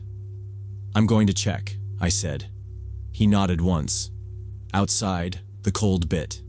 I walked the wall and swept the beams slow. Pine needles, dirt, glass. No tread marks, no heel prints. A scuff where the rock hit first. The rock had a stripe of red clay like the creek bed. I followed the wall to the shed. The padlock hung in place. I tugged it. Solid. I checked behind the propane tank, under the porch, around stacked lumber. I walked the fence to the back corner. I stepped in the dry creek and ran the light up and down. Smooth stones, an old can, a buried hubcap. No fresh scuffs, no broken branches. I went inside. I set the bar in the slider and checked the kitchen latch and the front deadbolt. I pulled the curtain and looked at the driveway. My car sat alone under dust. The mailbox leaned left like always. In the bedroom, I swept glass with a dustpan and a towel. The trash bag lifted and fell with each gust. We didn't sleep. I sat in the chair by the door with the flashlight across my knees and watched the hall until it turned gray. At first light, I walked the yard again. Same result. No tracks near the wall, no tires on the road, only my prints and a scuff from the day I arrived. The next day, we called the sheriff. A deputy came before noon. He photographed the sill, the rock, and the glass. He measured from the bed to the window. He pressed a finger into the dirt.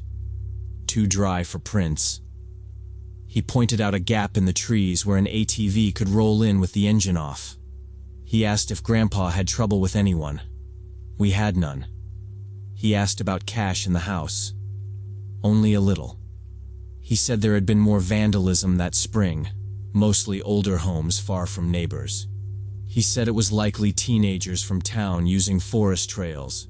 He promised more patrols, but said the county had few cars for many miles. He left a case number and told me to add lights and cameras. Grandpa didn't want to sleep there again.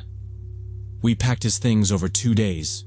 Clothes, papers, a photo of Ruth, his shaving kit, a small toolbox. I locked the rifles in the safe and kept the key. We drove him to town and checked him into a small assisted living place near the clinic. He got a room with a window over a parking lot. He ate half a sandwich. Back at the ridge, I started repairs. I pulled the broken pane and scraped out old putty. I set a new pane, then screwed plywood over the outside while it cured. I tightened latches, drove longer screws into strike plates, and cut wooden rods for sliders. I mounted 2 battery motion lights, one by the steps and one by the shed. I bought 2 trail cameras and strapped one to a pine by the creek and one facing the driveway. I set date and time and sensitivity high. I walked past to test them. Each night I pulled the cards and checked the photos. I saw my back, a deer, a raccoon, wind in the grass. No people, no machines. I slept on the couch with the flashlight on the table and the phone in my pocket. Twice the motion lights clicked on. I got up and scanned the yard. A rabbit twitched by the steps. The trees stayed still. On the last day, I shut off water to the outside spigot, unplugged small appliances, and set the thermostat low. I stacked the mail and left my number on the counter. I locked each door. I stood on the porch and watched the tree line. Nothing moved. I put the keys in my pocket and drove to town. We watched a baseball game in the common room. He asked if I fixed the window. I said yes. He said, "Good." He didn't ask about the man, and I didn't bring it up. I told him I would check the house again before I left. He nodded. That evening I drove back up to collect the cameras. I checked the cards in the kitchen. Squirrels. A deer. Wind in the grass. No one near the creek. No one on the drive. I locked up and stood on the porch 1 minute and listened. The ridge was quiet. The road dropped away in curves. I got in the car and rolled down the hill. I stayed another week to repair the window and secure the house, but never saw any sign of the mysterious watcher or experienced any more vandalism.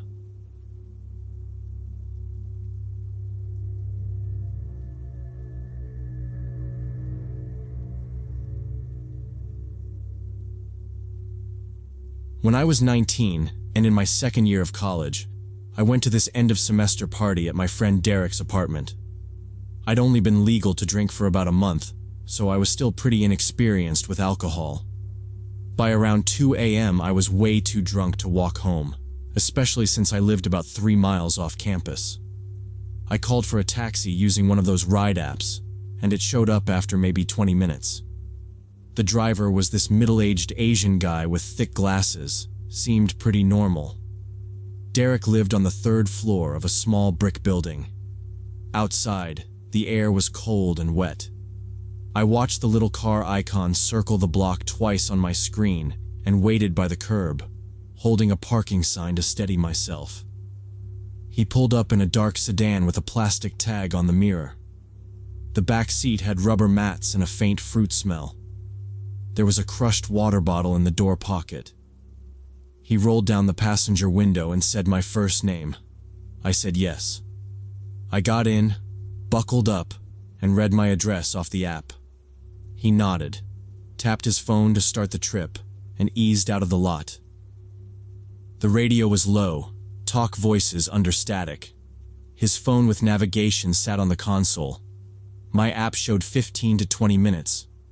I dropped my backpack at my feet and pressed my knees against it. We went past the late-night pizza place and the laundromat with the gates pulled down. The streets were empty. He drove smooth, hands at 10 and 2. I knew the main route by heart. Maple, left at the pharmacy, past the park, then my street. He didn't talk at first. The tires hissed on the wet pavement. I breathed through my mouth and tried not to think about throwing up. I kept quiet and let him drive. At the next light, he glanced at me in the mirror. "Long night?" he asked. "End of semester," I said. He went through on green. The glow from the screen lit his glasses. He cleared his throat and said, "You look young. How old are you?" I said, 19. He nodded. "You live near campus?" I said, "Yeah, my own place." He asked if I worked or just school. I said just school. He said, "Good to focus." His voice stayed even. I watched the navigation line and tried to relax. We passed the pharmacy where we should have turned left. I watched the red sign slide by and shrink in the mirror. I leaned forward and said, "I think we missed that turn." He said, "My way is faster, less lights." He kept his speed the same and followed the curve past a closed car wash. On his screen, the blue line recalculated. I sat back. Maybe he knew a cut-through. I checked my app. The time estimate didn't change much. The fare still showed around 15. I didn't want to argue while drunk. I tried to keep track of where we were. He asked, "You live alone?" I said, "Yeah." He asked what floor. "Second." He asked if the building door locks. "Yes." As I answered, I realized he was collecting details. I kept my tone flat and stopped talking. We rolled past the park, but from a side I didn't use. The tall lights were off. The benches looked like shadows. I said, "My street is over there." He said, "Shortcut. Avoid traffic." He pointed ahead. The clock on his dash said it was later than I thought. At the next intersection, I saw the green sign for my street on the right. It slid past. I sat up and said, "That's my turn." He didn't slow. "Faster this way," he said, like he had said it before. He put on his signal late and took a different right, shallow and smooth. I watched his phone. The arrow moved. The line shifted, hesitated, then looped. The voice directions were muted. Only white arrows flashed. Every time he braked, the phone slid, and he steadied it without looking. I felt my own phone heavy in my pocket, but I kept it there. My head cleared as the ride went on. The streets looked darker. Trees leaned over the road. We passed houses with no cars in the driveways. A motion light came on as we went by 1 yard, then went dark again. None of it looked right. I said, "We should turn around. You keep missing it." He said, "I know this area. We go around and come in the back way." His tone didn't change. He kept his hands on the wheel and kept going. The radio drifted into static and back. We hit another intersection with an arrow sign for my street pointing left. He went straight. I pointed and said, "That's it. Left there." He held his line and said the same thing. "Better route. Avoiding lights. Faster this way." I watched his face in the mirror. No smile. No frown. The engine hummed. The car bumped over a seam in the road. He pushed his glasses up with one finger. Off to the left, the glow from the university towers floated over the trees. That meant we were skirting the edge, not cutting toward the center where I lived. The blue line on his phone stretched, then snapped back. We passed a shuttered strip of stores. One had bars on the windows. An ATM glowed behind glass. He made a right by a pawn shop and rolled down a block with no streetlights. I said, "You're adding time." He said, "Trust me." Another set of choices came up. The name of my street appeared on a green sign with an arrow pointing left. He kept straight and let it pass. He missed another turn and another one, each time using the same excuse about knowing a better route. We drove deeper into a part of town I never used. The shops thinned out. The signs switched to names I didn't recognize. The sidewalks were empty. We crossed under a low bridge with flaking paint and came into a grid of warehouses. Metal siding. Loading docks with chains across them. A few cameras mounted high but no lights on. I said, "This is wrong. My place isn't here." He slowed and looked at the phone like it had frozen. Then he turned into a narrow alley between two buildings. The walls were close and dented. Dumpsters sat crooked on broken wheels. He cut the engine. The radio died and the fan faded. I sat upright and grabbed my backpack straps. "What's wrong?" I asked. He reached back and put his hand on my shoulder, heavy and slow, like he was easing me down. "I'm tired. Need a break," he said. His fingers pressed into my hoodie. The car ticked as it cooled. I could hear a train horn somewhere far away. I smelled old oil and wet cardboard from the alley. I said we could stop at a gas station instead. He didn't move. His hand slid a little, then his palm opened against me. He started talking low, saying weird compliments and asking what I liked. It sounded like he had done this before. He kept one eye on the alley mouth in the rear window. He said, "You're safe with me," and moved his hand to my arm, then my side. I told him to please drive. My voice sounded thin. He kept talking and started touching me in ways that made it clear this wasn't a break. I tried to think about opening the door and running, but the alley was a dead end on one side and a wider street on the other. I didn't see anyone outside. I considered hitting him, but the front seats and console were a barrier. If he got angry, there was nowhere to go. He had the keys. The doors clicked locked when he parked. I felt the small button above the handle and tested it with my thumb. It didn't lift. He leaned back farther, arm coming over the seat now, saying it was okay, telling me not to be scared. He touched me again, and I froze. I didn't cry or yell. I was calculating. I kept my hands tight on the straps. I said, "Please stop." He didn't. He said, "We take a short break." His breath sounded normal, not rushed. He was comfortable. His phone started ringing. It was loud in the quiet car. He paused, hands still, head turning to the screen. The name lit the display. He stared at it for a second, then pulled his arm back and sat forward. "I have to take this," he said. He answered, put the phone to his ear, and spoke in a quick voice I hadn't heard yet. He said, 5 minutes, and I'm close, and yes, yes.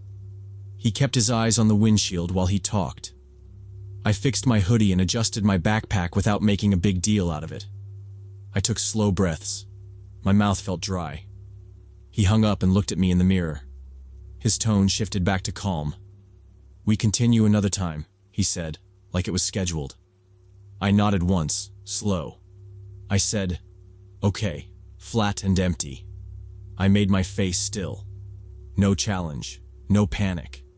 He started the engine and unlocked the doors with a pop.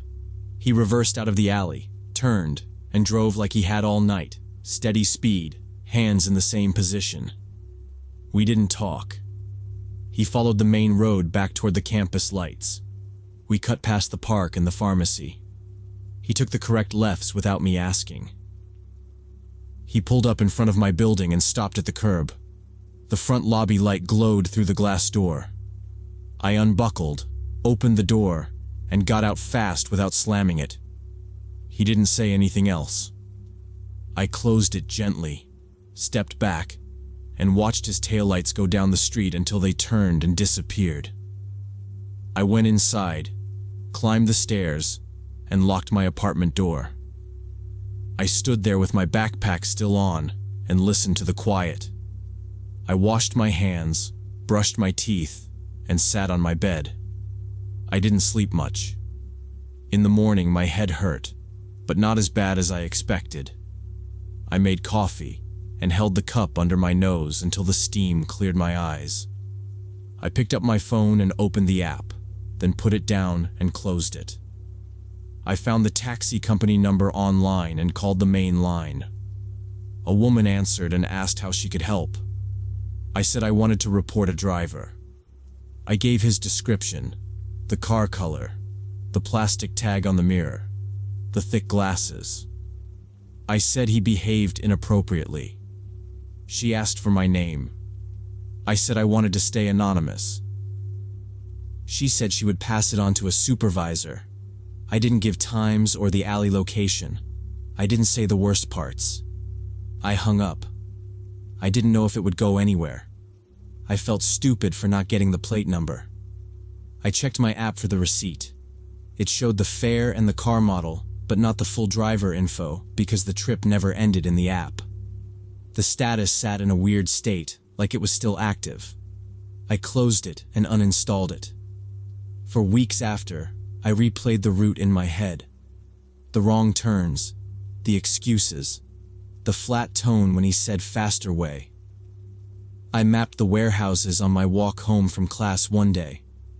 The alley had a new tire mark in the puddles. I stood across the street for a minute and kept moving. I changed how I did nights out. I lined up rides before drinking. If lines fell through, I stayed over at whoever hosted. If I had to leave, I walked in groups. I started carrying a small keychain light. My phone stayed charged. I wore shoes I could run in. I kept a text draft open to send my location to a friend. I stopped telling drivers where I lived like it was casual info. If they asked about roommates or the building, I said friends were waiting inside or I said I had a boyfriend coming down. I didn't joke with strangers about being young. No more telling my age to make small talk. Sometimes I would wake up at night and think I heard a car idling under my window. I would sit up, listen, and hear nothing. I kept the curtains closed. I asked the landlord to fix the front latch, and he did. The lock worked better after that. Small things. Practical things. A few times I almost told Derek. We were at a coffee place and he asked why I didn't want to grab a ride. My mouth opened and then closed. I said I just needed the walk. He nodded and let it go. People don't always ask questions when you don't offer details. That phone call saved me from whatever would have happened next. I don't know who it was. Maybe his dispatcher. Maybe another passenger waiting. Whoever it was, they pulled me out of that alley. I think about that when my phone rings. I answer more now, even if I don't want to. I know I should have pushed harder in the moment. I should have gotten out sooner. But I also know how it looked and felt inside that car. It wasn't a movie. It was a small space with one exit and someone with no hurry in his voice. I did what I could to leave without making it worse. After that, I didn't use taxi apps for a long time. If I had to, I triple-checked the route in the app and spoke up early and clear. I watched the turns.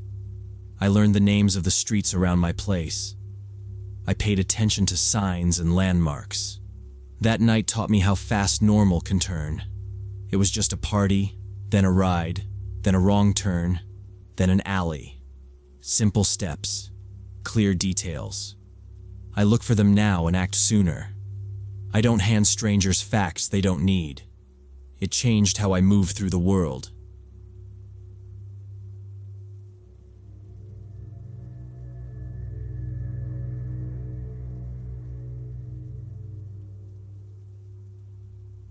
Growing up in a Phoenix suburb, I was 7 years old and attended elementary school near the factory where my mom Linda worked. I lived with her in a small housing complex for plant workers, and usually she'd pick me up after school. Sometimes, though, I'd walk home with a group of neighborhood kids when she had to work overtime.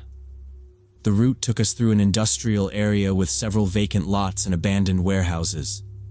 That spring day, Mom couldn't leave work early, so I was walking home with 3 high schoolers, twin brothers Danny and Keith, plus their friend Michelle. The sun was starting to set, but it was still fairly light outside. We left the school gate together and crossed cracked blacktop by the bent bike rack that squeaked. I held my backpack straps tight so they wouldn't slide. Danny and Keith joked about the baseball team. Michelle walked beside me, swinging keys with a purple tag. The air smelled like hot dust and machine oil from the plant. The path we used wasn't a real sidewalk. It ran behind low warehouses. We cut across a dirt lot with dry grass and half-buried cans. A shopping cart lay on its side with 2 wheels missing. A long cinder block wall showed faded graffiti. This was our normal route. Between buildings, the factory stacks pushed white steam that disappeared. I counted utility poles. 3, then a corner, then the lot with rebar. If we stayed on track, home was 15 minutes away. Mom said to go straight home and not stop. Michelle asked about the cat sticker on my backpack. I said book fair. Keith kicked a rock into a shallow metallic-smelling puddle. We passed a dented metal door with a peephole and heel marks high up. The farther from school we got, the quieter the buildings felt. The orange lamps hadn't turned on yet. Shadows stretched across dust. My shoes turned gray. The sun slid behind storage units. An electric panel buzzed on a pole. We crossed an empty loading dock with peeling yellow bumpers. Danny checked the street and waved us across. Michelle checked the time and said we were fine. A blue sedan sat with a foil sun visor. I noticed a cracked plastic fork and a spiraled shaving. I wasn't nervous. I was hungry and thinking about leftover rice and Mom's call. I matched my steps with Michelle's steady pace. We passed a chain-link gate with wire around the lock. A cardboard sign inside said, "Lease," in crooked red letters. The yard held gray pallets and a cracked white chair. A crushed orange soda can lay by the fence. Ants moved in and out. I looked down and then up to the road again. That was when I heard footsteps that weren't ours. At first, I thought our sounds bounced off empty buildings, but the timing was half a beat late. I glanced back and saw the gray wall and the blue car. Nobody close. I turned forward and kept with the group. We made the right turn by the cracked curb where weeds grew in a line. The roofs of our housing complex showed above the next block. We were almost there. Michelle tugged my sleeve and pointed at the sky. "Still light," she said. The twins kept a steady pace and scanned the cross street. My backpack felt heavy. I shifted the strap. I listened and walked. Partway home, we were joined by an unfamiliar man in his 30s wearing a worn denim jacket and carrying a backpack over his shoulder. Instead of passing our group like most pedestrians would, he stayed behind us at a short distance. At first, nobody paid much attention, but then Michelle noticed the man was staring specifically at me and her, the two youngest in the group. When Michelle whispered her concerns to the brothers, they looked back and felt something was wrong too. The man was walking too close and too slowly, even though his long legs should have let him move faster. Danny's posture changed. He moved to my side, so I was between him and Michelle. Keith fell back half a step to watch the man without stopping. We didn't run. We kept to the sidewalk and the painted curb line. The man's boots scuffed heel first, then toe. His backpack strap creaked when he adjusted it. I heard his breath sometimes, a short push through his nose, then quiet. When we passed the pallet yard, he closed the gap a few steps and then held it. Michelle squeezed my elbow once and kept her eyes forward. The twins stopped talking. Danny glanced at the next corner. The light over the warehouse door was off. The roll-up door had fresh scrapes under old paint. A shopping flyer tumbled and caught on Keith's shoe.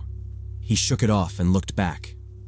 The man looked away when Keith's eyes met his, then looked at me and at Michelle again. His cheeks were sunburned. His hair was short and flat. One cuff on his jacket was frayed. The backpack had a brand patch I didn't know. He didn't smile, and he didn't speak. We passed a storm drain. Wet concrete smell came up, old water and oil. Keith moved closer to the curb to make space on our left. The man shifted left too, mirroring without touching. Michelle slowed half a step to see if he would pass. He slowed too. His eyes stayed on me and on her, not on the street. "He's too close," Michelle said softly. Danny didn't answer. He lifted his chin and checked the cross street and the gate ahead. His hand brushed mine once, then fell. The lamps didn't come on. A car turned at the far end of the block and kept going. The man didn't react. His pace stayed matched to ours. I heard a small click of metal in his pocket when he stepped.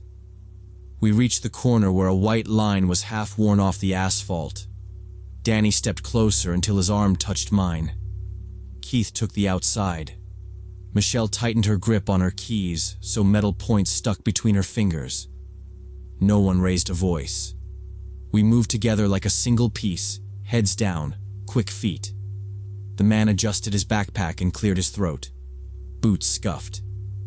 I looked at the gray blocks of our housing roofs and counted. 1, 2, 3. We were still 2 blocks out.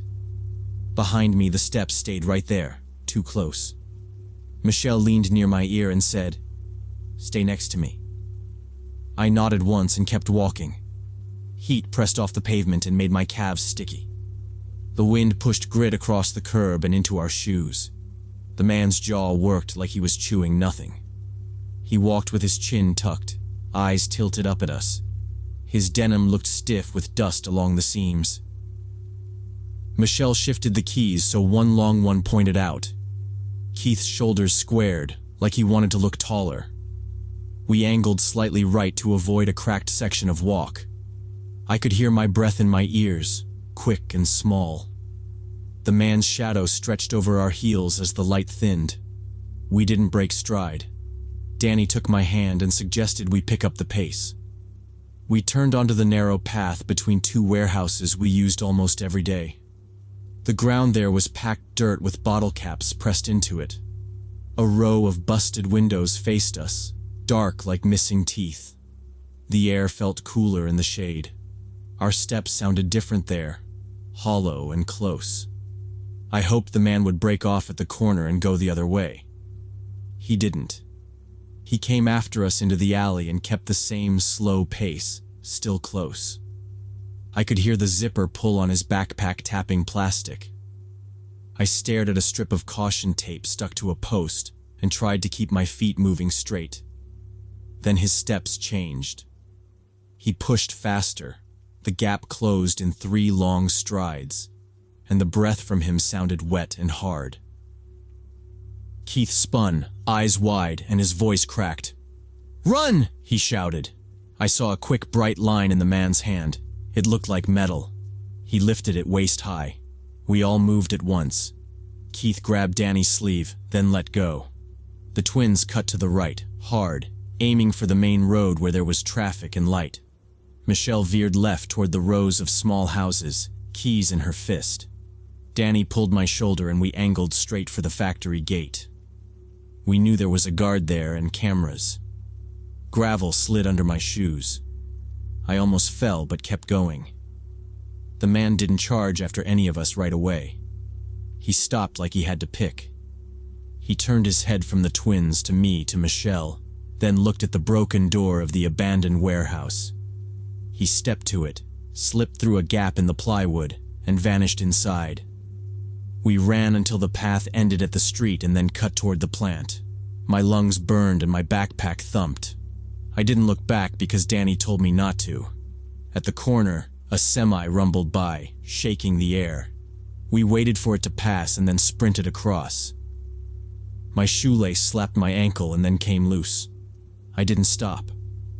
The guard shack window came into view, glass reflecting orange sky. Danny waved both arms. "Help!" he said, breath broken up. The guard inside stood fast, opened the door, and stepped out with one hand up to stop traffic. He looked past us first, scanning the road. We reached him and bent over, hands on knees. I could taste metal in my mouth. The guard put a hand on my shoulder, then guided us inside. The cooled air smelled like coffee and paper. He picked up a phone and punched a button. Within minutes, Keith pushed through the door with his face pale and sweat dark on his shirt. He kept looking over his shoulder. Danny pulled me onto the stool by the wall. Michelle showed up a few minutes later, breathing hard, hair stuck to her neck, one knee scraped. She closed the door and leaned on it. The guard asked short questions. Where? What did he look like? What was in his hand? Keith said, "Knife." Michelle said, "Maybe a screwdriver." Danny said he wasn't sure. The guard said not to open the door for anyone and called the police. He called inside the plant and told someone to check for my mom. He locked the door. We waited like that, quiet, while his radio hissed. I watched the small wall clock. The second hand jerked around. 20 minutes felt like a long time, but we counted them out. Cars idled at the gate and then moved. The guard took names and wrote quick notes. He asked what color the jacket was. "Denim," Keith said. He asked about shoes. "Boots," Michelle said. He asked if the man said anything. We all shook our heads. 2 patrol cars rolled up with lights on but no siren. 2 officers came in and 1 stayed by the door. They asked us to go through it again. Keith insisted the glint was a blade. Michelle pointed to her scrape and said she cut across gravel because he lunged. Danny said he saw the man's hand but not the shape. The officer took our statements down, line by line. He asked about the warehouse. We told him which one. Another unit went that way. The radio on his shoulder crackled with codes. In the middle of it, my mom came into the guardhouse still in her work goggles and hairnet. She pulled the goggles up and came to me fast. She checked my arms and my face like counting. She looked at the officers, then at the guard. She asked if anyone was hurt. The guard said no. The officer said we did the right thing. Mom squeezed my shoulder and nodded once. They kept asking for small details. Height, hair, age, accent, if any. None of us remembered any words from the man because he never spoke. The officer's pen paused. He asked if anyone saw a tattoo. I said I saw frayed fabric on his cuff. Michelle said the backpack had a square patch. Keith repeated, I saw metal. An officer on the radio said the abandoned building was empty. The door had fresh pry marks. Nobody inside. They checked the lot and the loading dock and the stairwell. Nothing. The officer told us they would keep patrols near the school for a while and call if they found someone. He said it could be a drug addict looking for an easy chance. He said sometimes people off their meds walk and follow. He didn't promise anything. He gave the guard a card. Mom signed something and took my hand. We stepped out into the warm air. She kept me close as we crossed the lot. My legs felt shaky, but I could walk. Behind us, the red and blue lights shut off. The guard nodded when we passed and told us to be careful. Mom thanked him.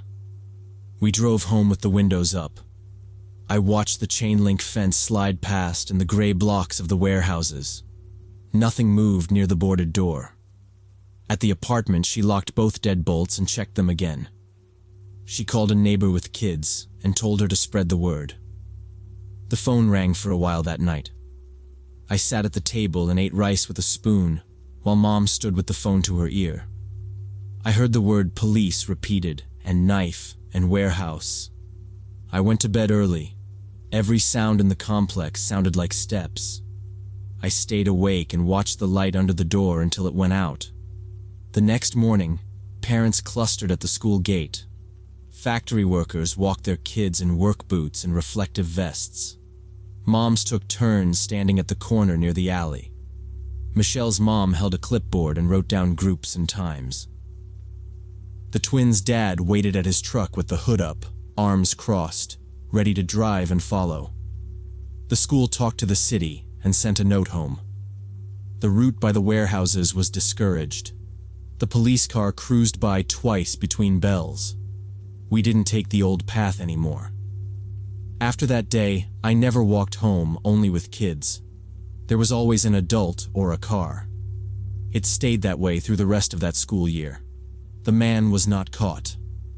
A few weeks later, people in other neighborhoods said a guy in a denim jacket was seen near a corner store and outside a laundromat watching kids. Some stories had a knife. Some just said he stared and left. Cops came and went. Nothing solid came from it. Our complex had a new lock on the back gate. The abandoned warehouse got new boards and a chain. Summer came early. We moved from shade to shade like everyone else. I still looked over my shoulder near the long walls. It felt like he had burned a shape into those blocks. I've thought about what we told the police. I wish I remembered the patch brand. I wish I counted eye color or the scars or something that made him different from another man in a jacket. We were kids, and we ran. That was all. Even now, I try to look up when I walk. I try to count what matters. When my own kids ask to go to the store alone, I say no. I drive them or walk them. I stand at the corner and watch until they are inside. I still see that quick flash of metal in the sun and the way he didn't pick us, or maybe picked something else first. I'm glad we ran toward the guard and toward my mom. I keep the doors locked and the keys in the same place. I remember that narrow path between the warehouses and I don't go there.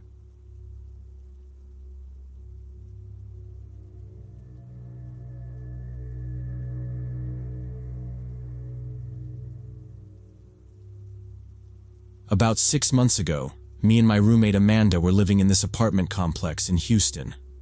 The area had been getting more dangerous lately, so we'd installed a video doorbell and electronic locks for security. It wasn't a fancy building. Beige carpets in the halls, chipped paint on the stair rails, a laundry room that ate quarters. At night, the parking lot felt empty and loud at the same time. You could hear cars on the feeder road and sometimes a shout from the bus stop. We kept our heads down, keys ready, in by dark. Across the hall was a family with 2 kids. They'd been there for years, very quiet, always holding the elevator for us, always a good evening, and then their door closing soft. One Saturday, we saw a moving truck out front and the dad carrying out a crib. The unit went empty after that. The hall felt different. I don't know how to explain it. Their kids' drawings came off the door, and there was just a blank peephole staring at ours. When they moved out, we were curious about who would replace them. A week later, we found out. The new guy, Kevin, was probably around 30, worked in tech, and seemed to live alone. He had a short beard and a faded hoodie and spoke fast, like his brain was still on a call. When he was moving in, we couldn't believe the amount of stuff he was bringing up the stairs. Boxes and boxes of collectibles, comic books, gaming equipment, action figures. It looked like he was trying to fit a whole store into a 1-bedroom apartment. He had a U-Haul blocking 2 spots and a dolly that banged each step. The boxes were labeled with marker. Slabs, sealed, PC parts, manga. A framed poster slipped from a stack and he caught it with his knee. "All good," he said, breathing hard, and gave us a quick smile. We held the fire door as he pushed the dolly past. Inside his unit we could see stacks on stacks, a black steel shelf half-built, and a folding table covered in bubble wrap. He told us he worked remote for some cloud company, and that most of the boxes were inventory. We nodded, said welcome, and went back to our side. That first week was just noise and tape. The doorbell kept pinging motion detected, and sometimes it was only the shadow of the dolly through the peephole light. Once at 1 a.m., we heard him dragging something heavy, like a case on carpet. We didn't complain. People move at weird times in Houston, especially when it's cooler. Down in the lot, we saw him loading more boxes from the truck to his sedan, and then returning the truck before dawn. He waved. We waved back and went inside. Amanda said we should be good neighbors. I agreed. Our floor was mostly quiet, and it felt right to set a tone early. We put together a welcome basket with homemade cookies, coffee, and some household basics. Paper towels, dish soap, a note with our numbers. We knocked on his door a few days after he'd settled in and introduced ourselves. When he opened, warm air came out with a smell like plastic and cinnamon.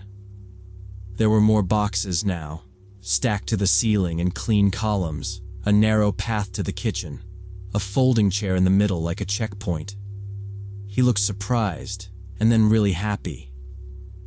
He seemed really grateful, maybe a little too grateful, but we figured he was just being polite. He kept thanking us. "You guys are awesome, seriously. This building needed energy." He said that 2 different times. He asked where we worked and if we were from Houston originally, and if the management was cool. He touched his hair a lot, like he was getting ready for a photo. We didn't go in. We stood in the doorway and did that hallway talk neighbors do. After a minute, I said we had to go because I had rice on the stove.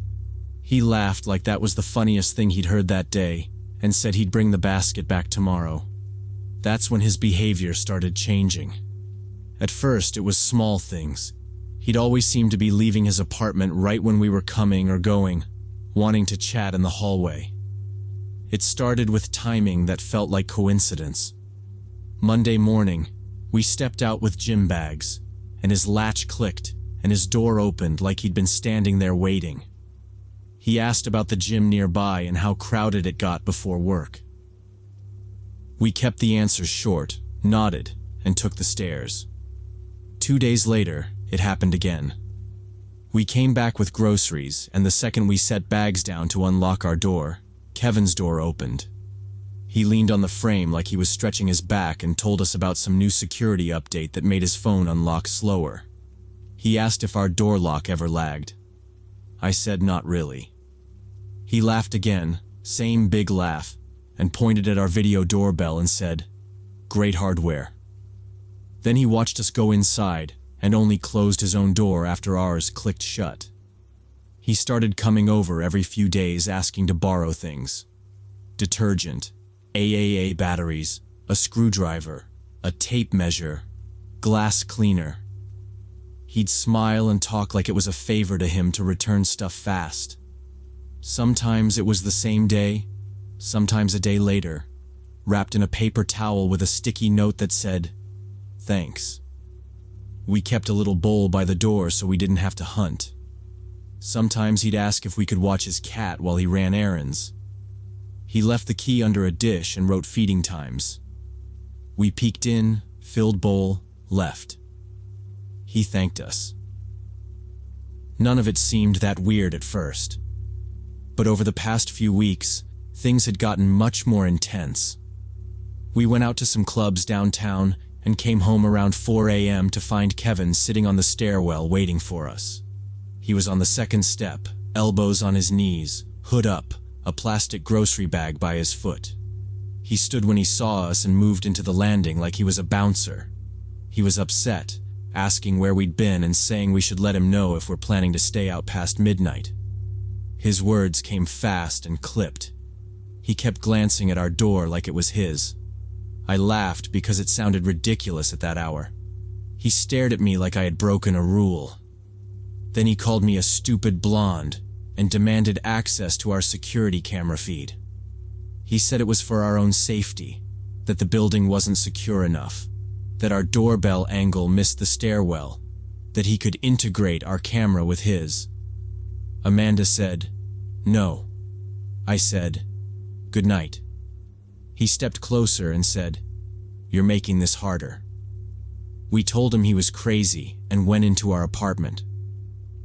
We locked the door and turned the deadbolt until it clicked twice. The next morning, we checked our doorbell camera footage and saw that Kevin had sat outside our door for the rest of the night, just watching and waiting. He slid down the wall under the exit sign and stared at our peephole. He scrolled on his phone. He stood up and leaned close to our peephole like he could look inside. At one point, he took a folded blanket out of the grocery bag and spread it on the carpet right against the threshold. At 6:11 a.m., he finally went back into his apartment. We reported the incident to building management, and they said to call the police. The office had a humming vending machine and a stack of old flyers. The manager, Lydia, listened while typing and said she'd make a note. She said hallways were common areas, and they couldn't evict someone for sitting there. She told us to call 911 if he tried to block our door. The police at the desk said they couldn't do anything unless he made specific threats or actually entered our apartment. The officer told us to save everything, get case numbers, and avoid contact. Management must have talked to him because he left us alone for about a week after that. The hallway was quiet again. We timed our exits. We carried pepper spray and kept our bags zipped. Then the real stalking started. It was subtle at first. Kevin would position himself in the hallway whenever he heard us moving. The vents carried every sound. Our deadbolt had a small metallic clack when it turned. He learned it. Amanda started leaving for work an hour early to avoid him. She wore trainers and changed at her desk so she could move fast down the stairs. I couldn't leave during the day without finding him lurking by the elevators or the stairwell. He'd lean on the railing like he was stretching a calf muscle that never finished stretching. He'd follow me to my car, to the mailbox, even to the laundry room. He kept 3 feet back and didn't touch me, but he stayed right there, matching my speed. In the laundry room, he stood between the Coke machine and the folding table and asked what unit used the strong detergent. I didn't answer. I folded towels, closed the basket, and walked out. He followed until our doors faced each other again. It felt like he was monitoring our every movement. If I paused on the landing to find my keys, his door opened a crack. If our knob turned at noon, his peephole went dark. He carried a small notebook now, cheap black cover, pen tucked in the spiral. Sometimes he lifted it and wrote a line while looking at our shoes. I started leaving with my phone camera open and my thumb over record. I varied my schedule by 30 minutes. I took a different stairwell. He adjusted. He was always there. The love letters started showing up everywhere. On our door, under our windshield wipers, stuffed in our mailbox. Printer paper, black ink, too many lines per page. At the top, he wrote my name in big block letters. Then paragraphs about fate, neighbors, sinking routines, safety. One note said I walked with purpose and would be a good partner in emergencies. Another was a list of things he thought I liked. Almond milk, blue shoes, 24-hour grocery stores, mint gum. He underlined overcast mornings. He was wrong about half of it. He kept leaving more. When I finally told him directly that I wasn't interested in any kind of relationship, he lost it. It happened in the garage by the column with a peeling 3C sticker. He stepped out between two cars so fast I almost dropped my keys. I said, "Kevin, stop. I'm not interested. Leave me alone." He stared like he was trying to read my face. Then he said if I wouldn't go out with him, he'd kill me and then kill himself. He didn't raise his voice. He said it like a plan. He stood there waiting for me to answer. I didn't. I walked around him, got in my car, and drove to the leasing office. Of course he said it when Amanda wasn't around and I didn't have my phone recording, so I couldn't prove it to the police. I wrote down the exact time, date, and spot. We called the non-emergency line and gave the details. The officer told us to keep documenting, consider a protective order, and call 911 if he showed up outside our door again. He said, "Without a recording, it's tough." I printed that note and taped it inside our kitchen cabinet next to our list of case numbers. Kevin installed his own security camera pointed at our door so he could track when we came and went. A small black square stuck to the wall with adhesive, angling down toward our mat. It blinked when it detected movement.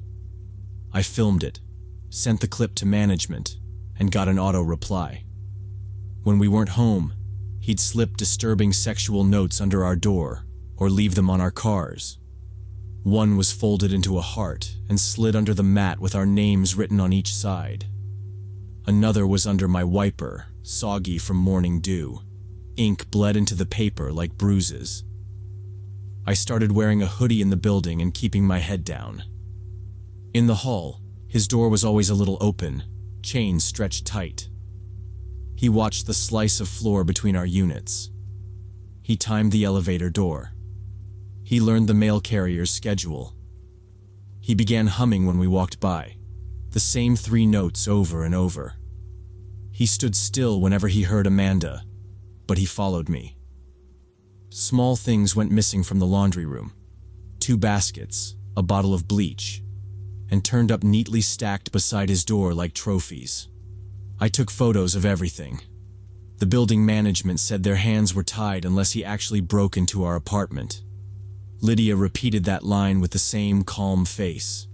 She sent an email with a paragraph about tenant disputes and documenting concerns. She suggested we swap units at renewal. We started looking into breaking our lease, but the penalties were huge and we couldn't afford to move right away.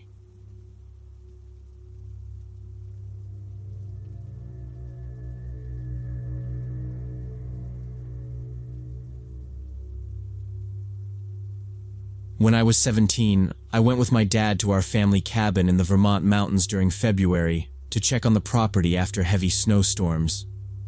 We usually went there in summer for fishing and long days on the dock, but this time he needed to grab some tools and see if the roof or the pipes took a hit. It wasn't a vacation. He said we'd be in and out if everything looked fine. The drive from Boston was slow and ugly.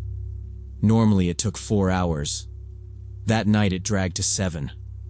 Wind pushed at the car. Wipers scraped over ice and smeared slush across the glass. Trucks threw salt.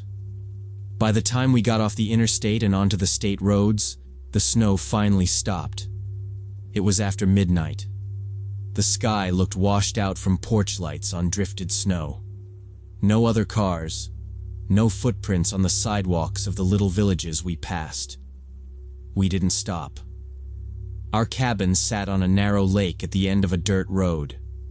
The place was part of a small community, maybe 30 houses, most with shutters closed from October to May.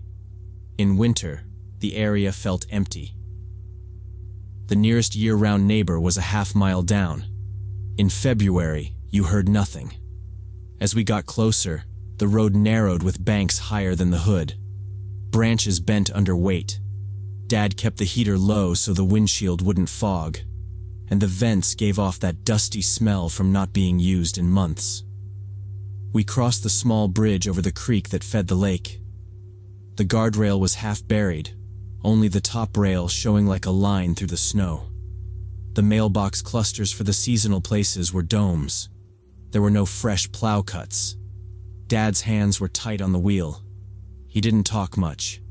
I knew he was running through a list. Shut off the main valve, check the breaker panel, look for ice dams on the eaves, grab the toolbox and the old auger under the bench. I nodded and kept my eyes on the road. We passed the Miller place on the highway turnoff. Their porch light was dark. In summer, they were always the last to leave. The lake would be solid from bank to bank. Not tonight. The last mile to our road always felt longer than it should. The tires hummed over packed snow. We crept past the old green sign for the camp association, half covered. Our headlights picked out the same things I remembered. Stone walls, iron well caps, a split rail fence broken in 2 places. I checked my phone for a bar. Nothing. No service along the lake in winter. Dad mentioned we'd have to shovel a path to the door before anything else. He had 2 pairs of gloves and handed me one without taking his eyes off the lane. We rolled past the last cottage before our turn. Its driveway was a clean white ramp. No cut from a plow, no footprints. The porch steps were invisible. The wreath from December still hung on a nail, frozen flat. Our turnoff was a few hundred yards ahead. A right that dipped downhill, ran along the pines, and ended at the shore. When we reached it, Dad downshifted and eased the car in. The lane hadn't been plowed. That was expected after a storm like that. But the surface wasn't untouched. 2 dark lines cut straight down the middle of the snow. Fresh tire tracks. The edges were crisp, not rounded by wind. I leaned forward, following them with my eyes as they disappeared around the bend. Probably the Millers came up for the weekend, Dad said. His voice didn't change. He knew they sometimes visited to ice fish or check their lines after a freeze. It made sense, and it didn't. Their place was back the other way. We crawled along at a walking pace. The car's nose pushed light powder into a low wave. The tracks kept going. I watched for boot prints stepping off, any signs someone had gotten out. There were none. No marks on the banks where someone shoveled, just the 2 lines. The bend tightened. On the inside, spruce trunks crowded close, needles with rims of ice. On the outside, the hill fell away toward the lake, a soft roll down into black. We didn't see the water, only the empty. The high beams made the snow look like vapor. We rounded the curve, and our headlights swept over a shape tucked between the trees. Dark blue, coated with white on the roof and hood. An SUV parked off to the side where the shoulder widened a little. It sat nose out, angled so it was hard to see it from the lane unless you were right on it. Strange, Dad muttered, and took his foot off the gas, so we drifted past. The engine idled loud in the quiet. I looked for exhaust from the SUV, for a tailpipe plume in the beam. But the cold made every breath look like smoke, and the road haze messed with depth. The windshield creaked where ice on the wiper had frozen again. I could hear my jacket sleeve swish when I moved my arm. We inched by.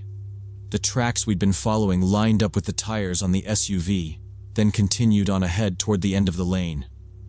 Dad kept the wheel straight and didn't say anything else. His knuckles looked pale on the steering wheel, and the dashboard clock clicked its seconds in the quiet. Cold air leaked around the door seals and settled on my legs like a towel. We were almost past the SUV. The trees were close enough on my side that branches tapped the mirror. I turned in my seat and looked back. In the dim glow of our taillights, I could make out the silhouettes of two people in the front seats of the SUV. I told my dad what I saw. I said 2 people in the SUV. He didn't look back. He said, "Maybe they're stuck or lost. Roads are bad." He nudged the car forward and followed the tracks. I kept watching the mirror until the blue shape disappeared behind trees. We reached our driveway. The plow berm was high, packed like concrete, but the fresh tracks had pushed through earlier and made a cut. Dad eased in and stopped short of the porch steps. The house was dark and square against the snow. No curtains. You could see straight through the front windows to the stairs, and the sofa, and the hall mirror. It bothered me more now that I knew strangers were close. We turned off the engine and the world got quiet again. No wind, no motors. The tick of hot metal cooling. We didn't talk much. We got to work. We shoveled to the door, scraping down to the old planks. The porch groaned. Snow dust got into my gloves. The lock turned easy. The air inside smelled like cold wood and ash. We went through our usual steps. We kept our boots on. Dad flipped breakers. I opened cabinet doors so pipes could warm up. He checked the main valve in the crawl. I set down the bags by the bench. I kept looking at the glass. The black panes reflected us like someone else standing outside. Dad said, "We'll be quick in the morning." He meant grab the tools and go. I nodded. I didn't want to sleep in my first floor room. That room faced the front with a big window, no blinds. Anyone standing in the yard could watch me breathe. I said, "Can I take the upstairs guest?" He raised his eyebrows. Then he said, "Sure," like it was nothing. He didn't ask why. While we unloaded the trunk, I kept glancing down the road. Headlights never came. No sound of another engine. The tracks from the lane stopped at our cut and went past to the turnaround at the end. I started feeling like someone was tucked into the dark, waiting for the lights to go off. It was a steady, physical thing, like a weight between my shoulder blades. Inside, the heat started to creep back. Radiators clicked. We kept the living room lamp and the kitchen light on. It made the windows look like TV screens. We ate quick from a paper bag, chips and a soda. Dad checked the deadbolt and the back door, then took his bag to the master room. He said he was wiped. He said we'd hit it early. I stayed up.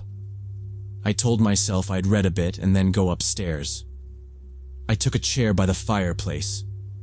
The firebox was empty and cold, but the chair was soft and the lamp was good enough. I flipped open a paperback. I didn't get far. It felt like the air changed. Not colder, just aware. The same feeling as when a teacher stands behind you during a test. I lifted my eyes without moving my head. The window facing the lake was a rectangle of weak light. The snow outside reflected the lamp like a pale film. At first, I thought it was just the shape of the old dock posts. Then I saw a shoulder edge away from the trunk and lean in. 2 figures stood at the edge of our property, near the path to the dock. One a little taller than the other.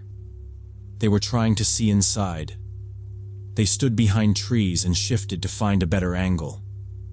I put the book down and stood up fast. The chair springs squeaked. The figures moved. Not running. They slid back into the shadow behind the pine, and then I couldn't see them. I stepped to the side to change my own angle. Nothing. Just the black and the lake ice. I went straight to my dad's room and knocked. I kept it low and steady. He woke and came to the door. I said, "Someone outside." He followed me without questions. We stood shoulder to shoulder at the lake window and looked. The yard was empty. The dock was a white line. The cedar by the path held its snow like a shelf. Dad didn't say anything. He went for the flashlight, but he didn't open the door. He held the beam low and swept it across the glass to kill the reflection, the way you do when you want your eyes to adjust. The beam picked up marks in the snow, footprints, 2 separate sets. They came from the road, crossed the yard in a diagonal, and stopped by a cluster of trees near the dock. Then they returned the same way, back toward the lane. We watched until our eyes watered. No movement. He clicked off the light. We walked to the front room window. Same thing there. 2 sets of prints came up to the edge of the porch and then went back. The prints had good edges. Fresh. Dad locked everything again even though it was already locked. He turned on every exterior light. The porch light, the back flood over the woodpile, the small lamp over the side door. The snow glowed flat. He didn't go out. He said, "We stay inside." It was the right call. There was no reason to give someone our position in the yard. We kept the lights on and stayed in the living room. I took the chair. He sat near the door with his jacket on. We didn't say much. The house creaked when the heat cycled. Every so often he stood up and looked out, then sat again. Hours felt long. The clock on the wall sounded louder than usual. Sometime after that, we tried to sleep. He told me to take the upstairs guest like I planned. I went up with my bag, shut the door, and left the lamp on. The guest room window faced the road but high enough that no one could look in without standing in a drift. I lay in my clothes. I listened for steps on the snow crust. I must have dozed in pieces. Morning came clean and blue, the kind of light that makes everything look flat. We dressed and went outside right away. The cold bit inside my nose. Our breath hung. The yard was a page full of lines. Prints from 2 pairs of boots, easy to track. They weren't random. They came up from the lane, checked the front, went to the side of the house, circled the living room window, then out toward the dock and back to the road. We followed them along the lane. They didn't just visit us. The prints cut into other driveways. At the cabin, 3 lots down, the prints went to the back door. The paint around the knob was scratched up, like someone worked a tool there. Another place had marks on the window screen. The metal was bent away at one corner. It looked like they started and then stopped. We kept moving. Every few houses, the same thing. Tracks up, circle the windows, test a door or a low window, then back to the lane. In places the snow had drifted over and softened edges, but you could still read it. They were scouting. They had time in the night to make a map. Back at our place, we took pictures on Dad's phone, and then he called the local police from the landline. No cell service. He gave the address and said there were footprints and damage on some neighbors' doors. The officer on the phone asked us to stay inside and not disturb anything else. He said a deputy would drive out after the plows made a pass. The deputy came around late morning in a black SUV with a light bar. He walked the prints with us, took his own pictures, and wrote in a small notebook. He was direct. He said there had been an uptick in thefts from vacant houses on the lake this winter. Tools, generators, fuel cans, even copper pipe if they could get to it. He said cold nights mean fewer people outside, fewer witnesses. He studied our windows and the open view and frowned. He said the thieves were probably looking for the best targets and for routines.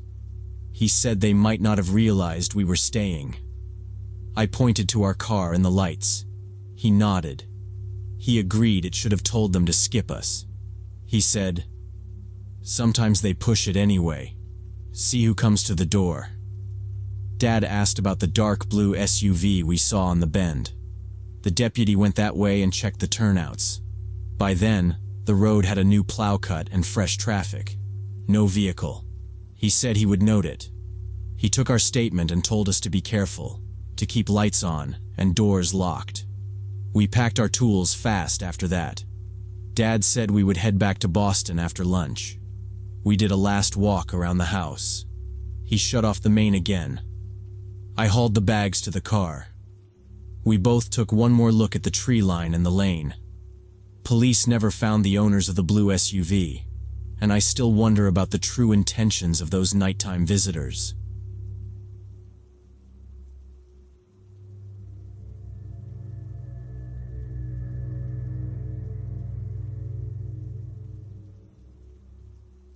During the summer of 2019, when I was 15, me and my buddy Jason used to hang out at this old railroad bridge that crossed the river outside our town.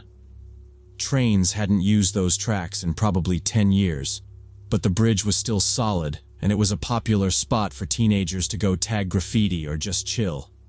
We liked walking along the rails like tightrope walkers and taking photos of the sunset from up there.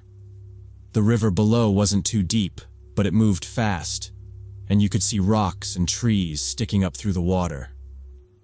That particular day was warm and clear, leaves drifting across the water because it was early autumn. The bridge was steel and wood, with rust on the trusses and black bolts big as thumbs. The ties were dry and splintered, and they creaked when you stepped on the ends. Someone had painted a red crown on the center beam, and there were old band stickers peeling off the guardrail. I remember the smell of creosote mixing with river mud, and how the wind made the water sound louder between the trusses. We set our backpacks by the fence. We had a routine. Jason would test his balance on the rail, arms out, then hop down at the gaps and check for fishing hooks between the ties. I'd follow with my phone out, trying to film him, and he'd tell me to delete it if he looked dumb. We never climbed the beams or did anything crazy. We stayed inside the rail path where the boards were solid. If a board looked cracked, we stepped on the ones with fresh nails. If a knot was loose, we avoided it. We weren't stupid, and we kept away from the edge. There were little things that made the spot feel different that day. A fresh cigarette butt was mashed into the wood where nobody we knew smoked. A plastic water bottle was tucked behind a beam like someone hid it there. On the gravel trail up to the bridge, I had noticed a pair of footprints side by side, deeper at the heels, like someone had been standing still for a long time. Could have been anyone. Still, it stayed in my head. I kept glancing back down the trail when the wind went quiet and the water sounded closer than before. We took turns lobbing small rocks over the side and counting before the splashes to see how fast the current carried them. Jason found a beat-up disposable camera wedged between two ties, sun-bleached and cracked, and he joked about mailing it somewhere to get developed. The middle of the bridge always felt like a stage because the beams framed the sky in neat rectangles. The graffiti there was newer, brighter colors on top of older tags, like somebody had been out during the week. I could still smell paint even with the wind sliding through and the water pushing below. Every few minutes a car on the road across the river would pass, and the sound would bounce up to us through the trees. You could hear a dog bark from one of the houses downstream, and then nothing again for a while. We talked about teachers, lunch, new shoes, and who was moving away. Jason kept checking the time because he had to be home for dinner. I was thinking about a math test and how I didn't want the weekend to be over yet. It was normal. No reason to worry. The day felt lazy, slow, ordinary enough. Then I felt a small vibration through the board under my shoe, like someone had stepped on the far end. It was probably just the wind flexing the truss, the way it sometimes did when a gust came up the river. I looked down anyway and watched the water slide under us, brown-green and fast. Sunlight flickered on a long branch stuck under a rock and then broke apart. The air smelled like leaves and hot metal. Somewhere behind us, gravel crunched once, then went quiet again, and I felt my shoulders tighten without knowing exactly why, just for seconds. We drifted toward the middle without planning it, stopping where the beams crossed in a big X. Jason sat on the inner rail and drummed his heels on a tie. I stood with one hand on the cold steel, leaning over to see a tangle of logs jammed against a piling. A yellow leaf stuck to a wet patch on the wood, and then peeled off and floated away. For a while, that was all we watched. Just the water moving and the leaf spinning until it vanished downstream, and the surface went smooth again in the late light there. A gust pushed dust along the boards and rattled a loose wire on the side. I pulled my sleeves over my hands and shifted my weight, careful to keep my toes away from the cracked tie ends. Jason asked if I wanted to head back, and I said we could hang for a minute. The sun was still high enough that shadows under the beams looked like dark ladders running down into the water. I remember thinking how easy it would be to drop my phone and never see it again. Just watch it fall, splash, and vanish below us. We noticed a guy walking the tracks toward us from the other direction. Mid-20s, gray hoodie, the hood up, hands buried in the pocket. He moved slow, staring at the ties, not at us. People used the old line as a hiking trail, so it didn't feel strange. He looked tired, maybe sad. A lot of folks came out there when they wanted to be alone. Near the middle of the bridge, he stopped, and he lifted his hands to pull the hood back near our spot there. That's when I could see his face clearly for the first time. He looked younger up close, not much older than us. His hair was buzzed uneven on the sides like he'd done it himself. His eyes were red and puffy like he hadn't slept and had been crying hard. He didn't look at us. He stared down through the gap between the ties, breathing slow. The river pushed past like a conveyor belt full of broken branches. He pulled a cheap black phone from his hoodie pocket, tapped with both thumbs fast, no pausing, no retyping. When he was done, he squeezed the phone in his fist for a second. Then he stood, leaned, and tossed it over the rail. We watched it flip twice, flash in the sun, and vanish. No splash we could hear from that height over the wind. That was when the air felt thin.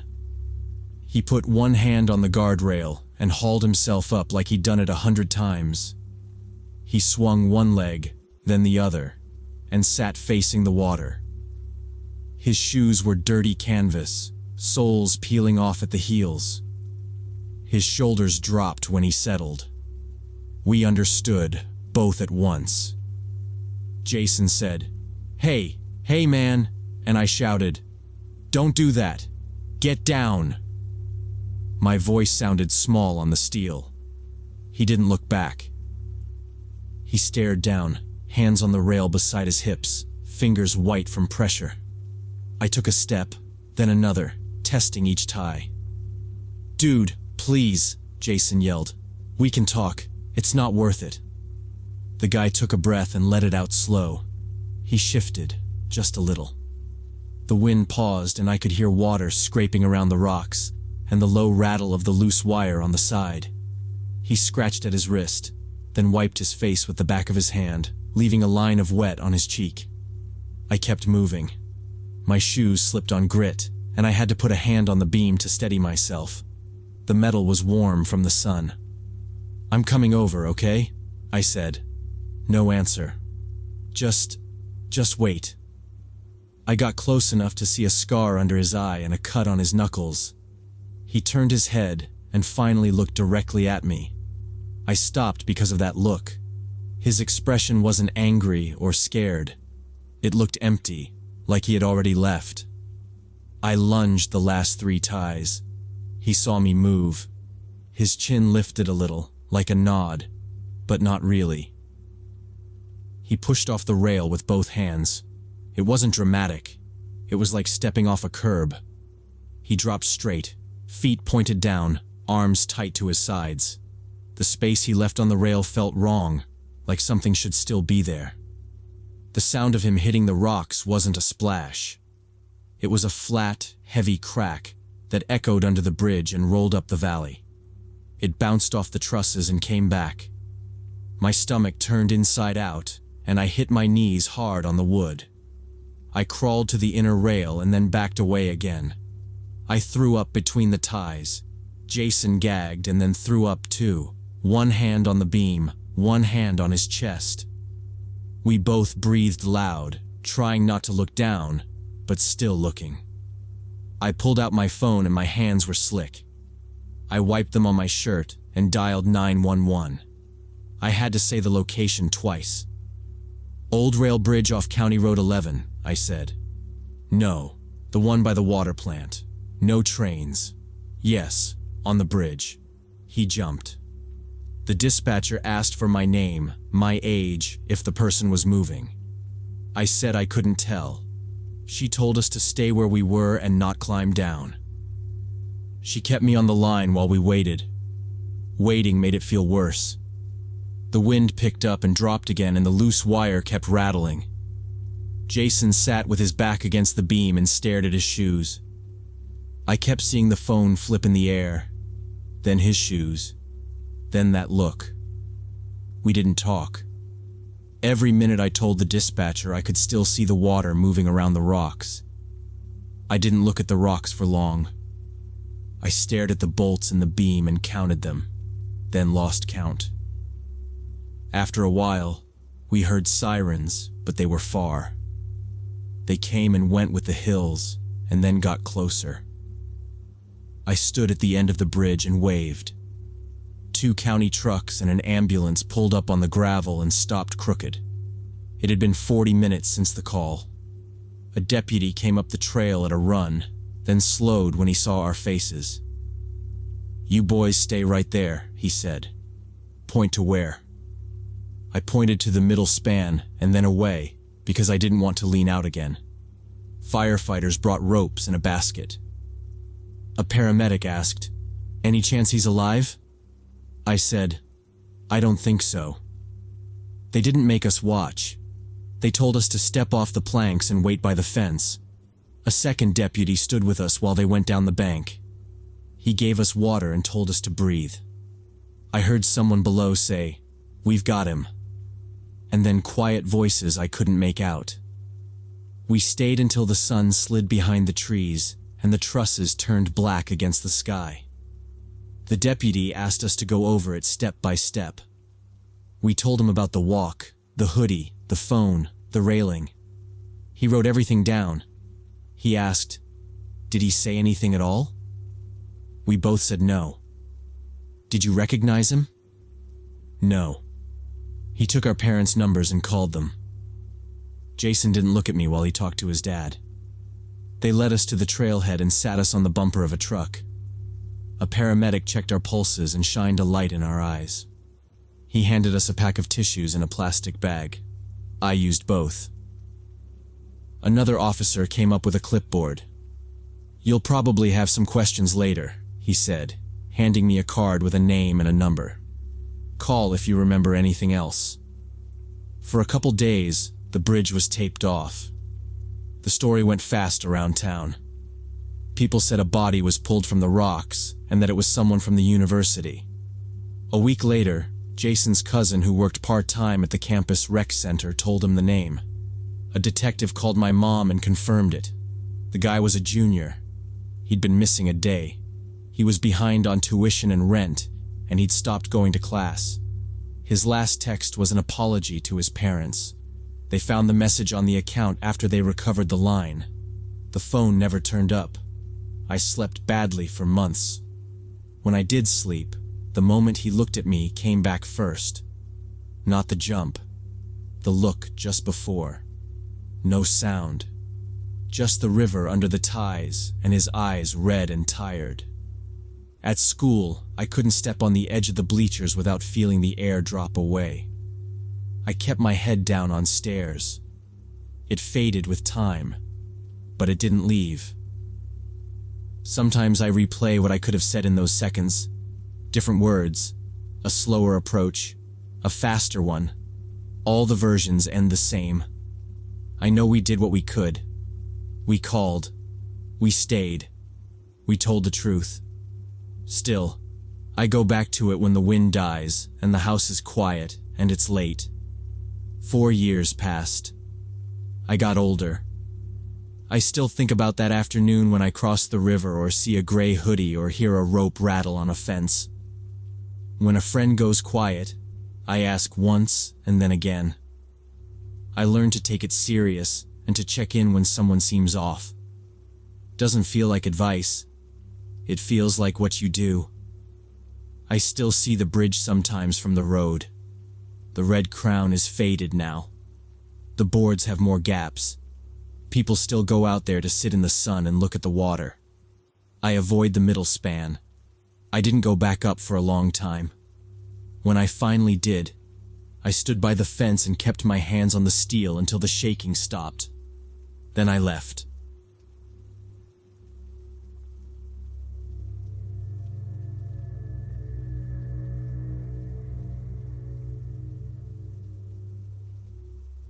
Four years ago, my friend Alex and I were leaving the sports bar Touchdown in downtown after meeting up with some coworkers. We decided to call it an early night, heading out around 1 a.m. on a weeknight. I didn't know that area well, so we were driving slowly to make sure we didn't miss any turns. I had my window cracked open because the bar had been stuffy and I felt slightly dizzy. The streets were empty at that hour. Suddenly we heard a woman screaming and crying somewhere nearby. The sounds were coming from the sidewalk on our right, and we slowed down to figure out what was happening. The dashboard clock blinked 1:07 a.m., a digit that made the cabin look colder. I tucked my hair, kept breathing. We rolled through a yellow light and crept past a row of dark storefronts with metal grates pulled down. Neon signs flickered in a pizza place and a vape shop, but inside was dead. The crosswalk paint looked worn and shiny from street cleaners. There were long lines of parked cars on the right, bumper to bumper, and a dented bus stop bench with an empty paper cup rolling under it. The scream came again, sharp and messy, then turned into rough sobbing. I eased my foot off the gas. The engine hum felt too loud in the quiet block. I leaned toward the cracked window without thinking. The air outside smelled like hot pavement and stale beer. Somewhere a bottle clinked and kept rolling. I told Alex I couldn't see anyone. She told me to keep it slow. We passed a gap between two vans, and I craned my neck to look down the sidewalk. Nothing moved.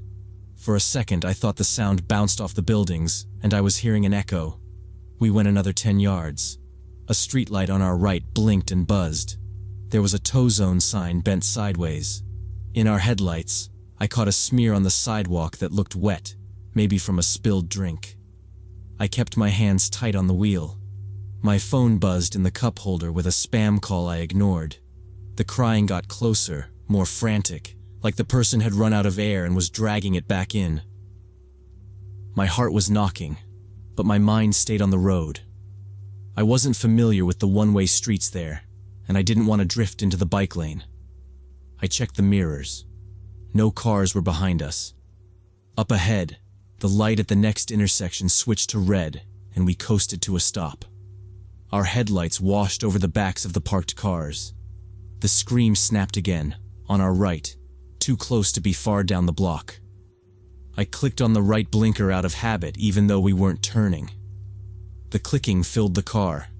I could make out little details.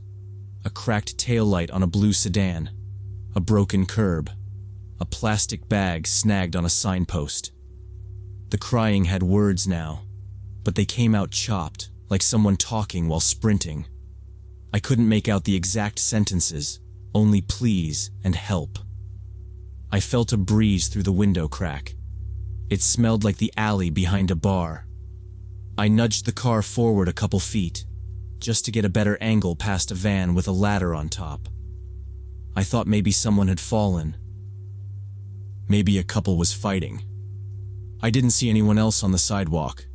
It was like a stage after the show. I turned the wheel slightly toward the curb to keep distance from the center line. The steering felt light in my hands. The sobbing flashed into view all at once. A young woman in her mid-20s came out from behind a compact car like she had been hiding there. She stepped into our headlights, then kept running. Her blouse was torn down one sleeve and hanging, and her jeans were scuffed at the knees. She was holding her left shoulder tight with her right hand. Her face was pale and blotchy, wet with tears. She was barefoot. She stumbled on a crack and caught herself on the hood of a parked SUV, then pushed off and made a beeline toward us at a diagonal. Alex reacted before I did. I heard the click of the lock slamming down. She reached across me and hit the window switch, rolling the glass up until there was just a small crack left. The noise of the street cut down to a thin hiss. The woman hit my door with her palm and slid down to the handle level, sobbing so hard she could barely breathe. "Please," she said, voice raw. "Help me. He tried to take my bag. He hit me." Her breath fogged the small strip of glass left open. I had a clear view of her shoulder where the fabric was torn. The skin there was red and scraped. A black strap cut across her collarbone, and the strap was twisted like someone had yanked it. She kept looking over her shoulder toward the parked cars, not behind her so much as through them, scanning the gaps. Her hands shook. She tried the rear door handle, then the front one. Both were locked. My first instinct was simple. I reached for the door handle on my side to let her in. I didn't think about anything except getting her off the street. The cabin lights would pop on. She could get in, and we could pull away and go straight to the main road. That was the plan in my head, fast and clean. I tightened my grip to pull. Alex grabbed my wrist before I moved the handle. Her fingers were cold and strong. "Don't you dare open that door," she whispered, low and sharp. She didn't take her eyes off the street while she said it, watching the situation carefully. She kept asking for help, but the way she did it made Alex tense. It sounded too big, like a stage cry, louder than it needed to be at the window. The words came out in long strings, no pauses, like lines read fast. When she realized we weren't unlocking anything, everything about her face changed. The tears shut off like a faucet. Her mouth flattened. She shoved her fingers into the small crack at the top of the glass and tried to hook the edge, like she could pull the window down. Her voice dropped and went rough. "Open the door," she said, low and angry. She pushed her shoulder against the glass. I felt the car rock a little. Alex moved her hand to the shifter and clicked it into drive. She told me to keep my foot steady. I eased the car forward an inch. The woman grabbed the front door handle with both hands and yanked, hard, like she could rip it open by force. She leaned her whole weight on it and tried to keep us from moving, feet sliding on the asphalt. Her fingers worked at the gap again, nails scratching at the rubber strip. I told her we couldn't help, that we would call 911. She didn't listen to that. She lifted her head and shouted, not at us, but over us, out into the empty street. "They're driving away." The words bounced off the storefronts. That was the signal. 3 men broke out of the darkness at once, fast and practiced, like they had been hunched between the cars waiting.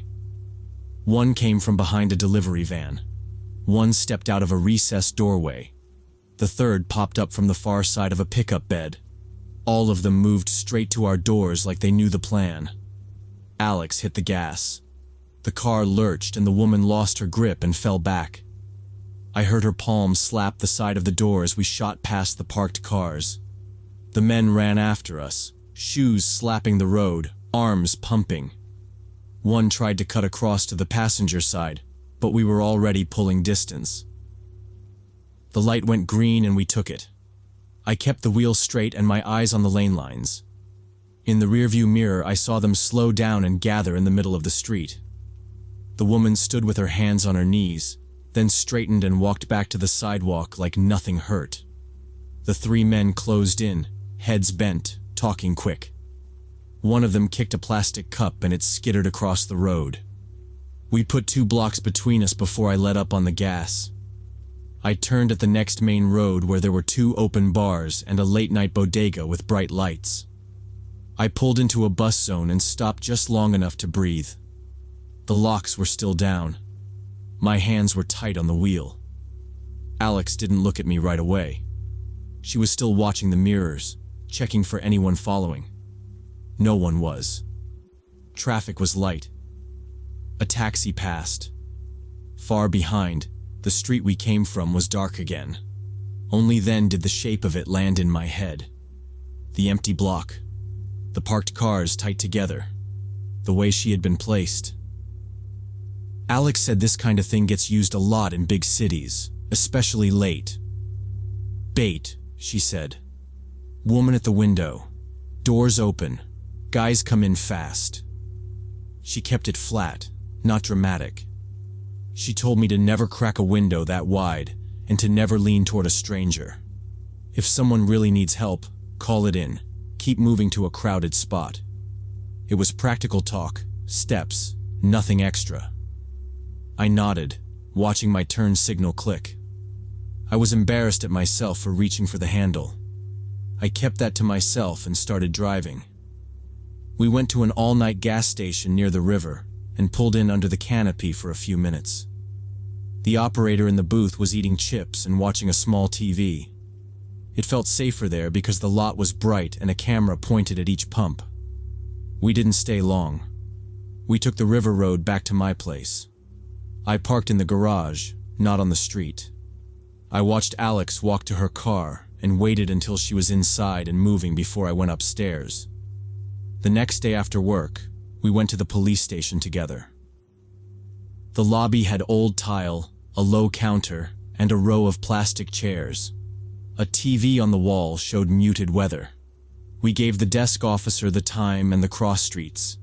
He handed us forms and asked for descriptions. I wrote what I remembered in simple blocks. Woman mid-20s, torn blouse sleeve, jeans, no shoes, hair dark, shoulder scraped, black strap twisted.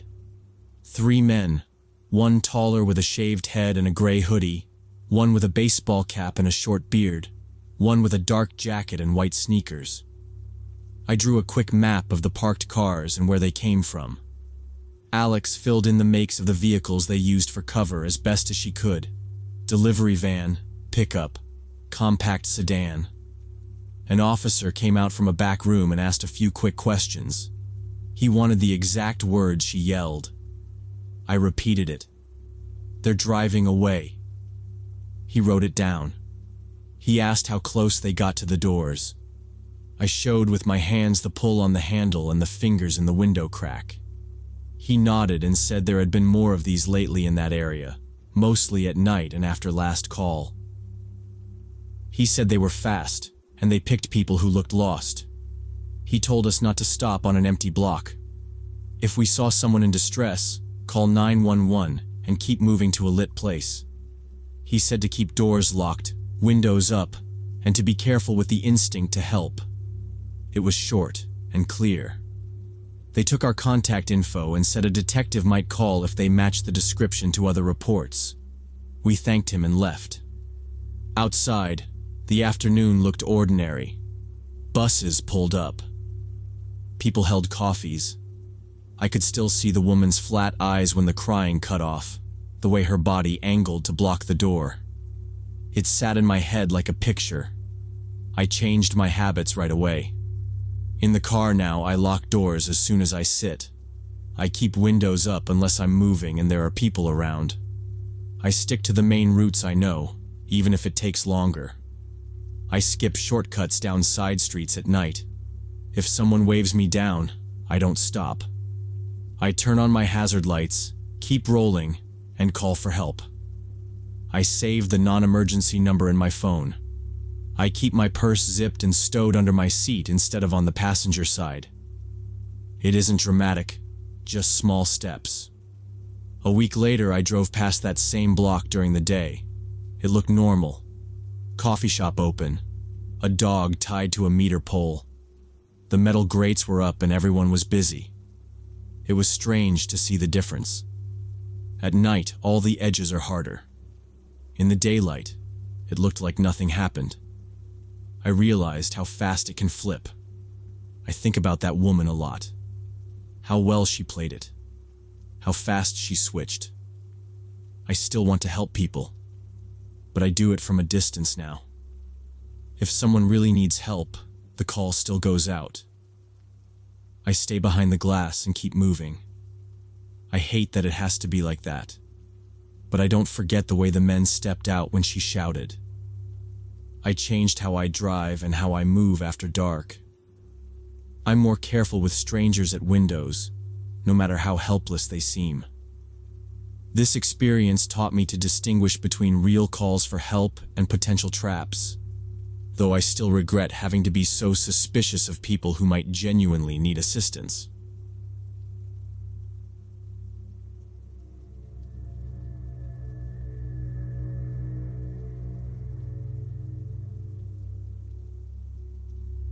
I was working at this 24-hour diner in downtown Phoenix, usually taking the late shift because the tips were better, and it fit my class schedule. The place sat on a corner with a faded neon sign that buzzed more than it glowed. Inside it was always coffee smell and fryer oil, cops at the counter, night drivers in booths, nothing fancy. After midnight the sidewalks got strange. Tents under the overpass, people arguing in the bus shelter, little handoffs at the alley mouth. I kept my head down, clocked out, and walked straight to the curb when my shift ended. That night I got off at 1 a.m. and the heat still came up from the sidewalk like a vent. Friday had bled into Saturday, and usually there were taxis idling by the hotel on the next block or ride shares rolling through. Tonight the street looked emptied out, like someone turned the city off.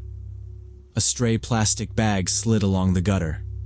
The diner door clicked locked behind me.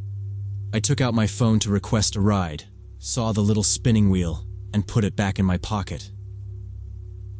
Across the street, I noticed this tall guy in a black hoodie leaning on a light pole. He had the hood up even though it was warm and kept shifting like his shoes hurt. He scratched his neck, then his jaw, fingers twitching, eyes sliding around without landing on anything.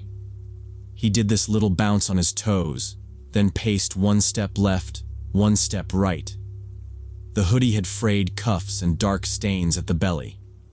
I looked away fast. I told myself not to stare, but something about him didn't fit. A city bus rolled past without stopping, empty seats glowing under white light. The driver didn't look over.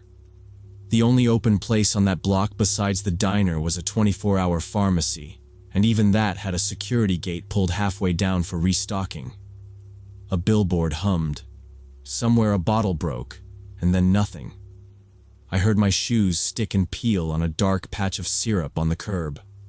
I adjusted my backpack strap and kept my face calm like I wasn't paying attention to anything. I guess I was looking at him too long because he pushed off the pole and came across the street toward me. No cars, no one to put between us. I turned like I had somewhere specific to go and started walking toward the intersection. My shoes felt loud. I kept checking over my shoulder, quick glances, just the way you do when you don't want to make it obvious. He kept the same pace, not fast, not slow, eyes shaded by the hood. I didn't like the way he never looked away. I cut down the block, aiming for the hotel canopy because sometimes a bellman would flag a cab for us. The lobby was dark behind glass, chairs up on tables, only a night clerk at a desk lit by a screen. I scanned the street for anything moving. Nothing but the bus far away and a couple of red taillights disappearing. The corner store's metal grate had a chain through it. A build-your-own salad place had all the chairs stacked like bones. I kept walking, not fast enough to look scared. I looked back again, and he was closer. I cut right, off the main drag, thinking I could loop around to the light rail stop where the cameras and the ticket machines lit things up. My mouth was dry from the diner coffee. My keys were in my right pocket, and I slid them between my fingers the way one of the cooks told me to. The sidewalk here had no storefronts, just a closed office with mirrored windows and a bank with the lights off. My footsteps echoed. He stopped at the corner like he was deciding. I kept my head forward, eyes flicking to a security camera mounted above the bank door, a little red LED blinking. I was hoping for anything, another person, a delivery truck, even a scooter kid. The block was dead. I crossed the street and saw an alley with a security light halfway down. The air smelled like hot oil and dumpster rot. Somewhere a siren wailed and then faded until it sounded like a TV in another apartment. Then, to my relief, he turned down that side street and disappeared into the dim. I exhaled once and kept moving, not speeding up, not slowing down, just staying straight like I meant to be there. I reached the next corner and stepped off the curb to get a better view down the avenue. I raised my arm a little, the way people do when they're trying to make eye contact with a cab. The asphalt felt open and exposed. A warm wind pushed napkins along the median. I checked both directions for headlights. Nothing close. A security truck cruised 2 blocks away and kept going. A traffic light cycled through green and yellow and red on an empty corner.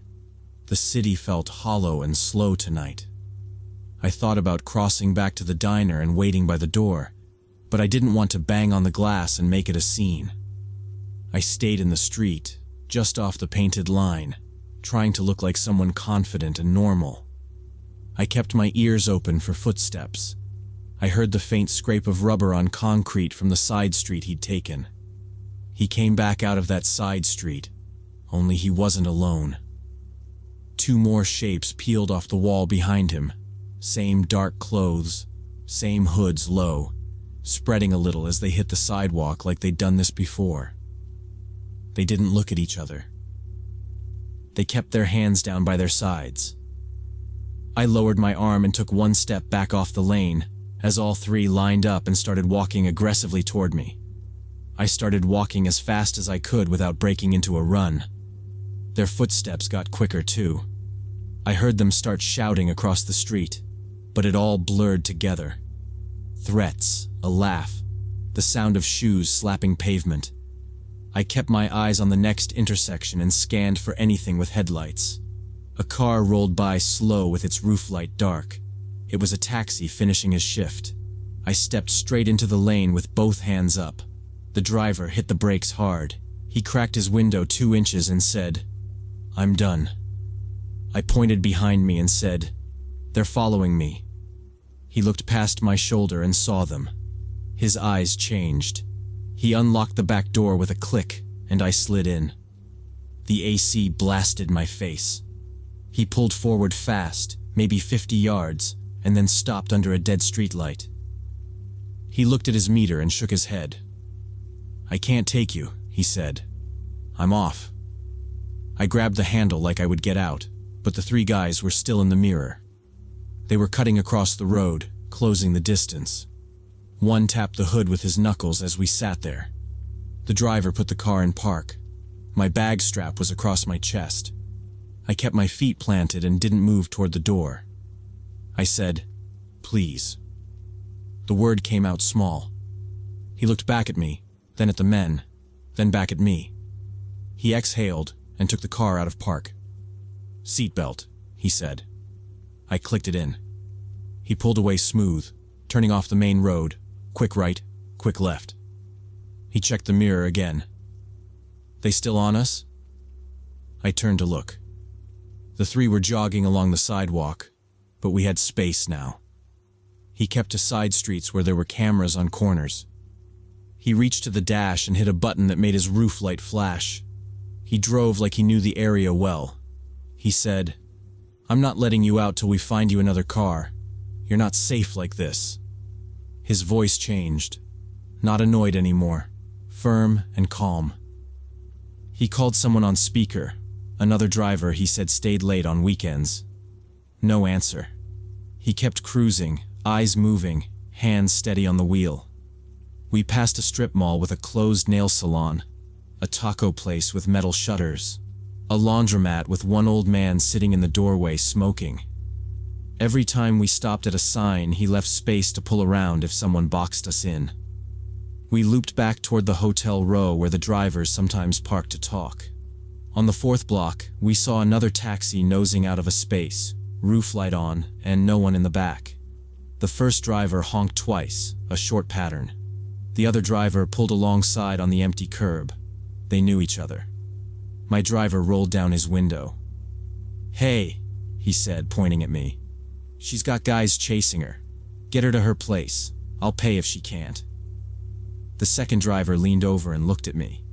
He had gray hair and a baseball cap. He nodded once and unlocked his back door. I said thank you to the first driver, over and over. He waved it off with his hand. "Go," he said. "Now."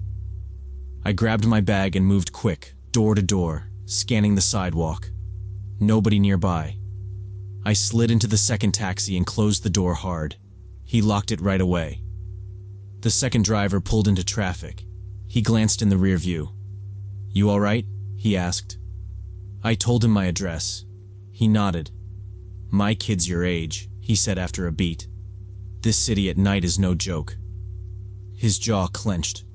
He checked the mirror again and again. He drove the speed limit. Didn't try anything dramatic, just steady. We hit a few lights. He positioned the car behind delivery vans so the view into the back was blocked. I asked if he could take a different route to avoid the main station. He said, "We'll go up 3rd, then cut across by the hospital." He knew where the patrol cars sat sometimes. He kept to well-lit streets and avoided alleys.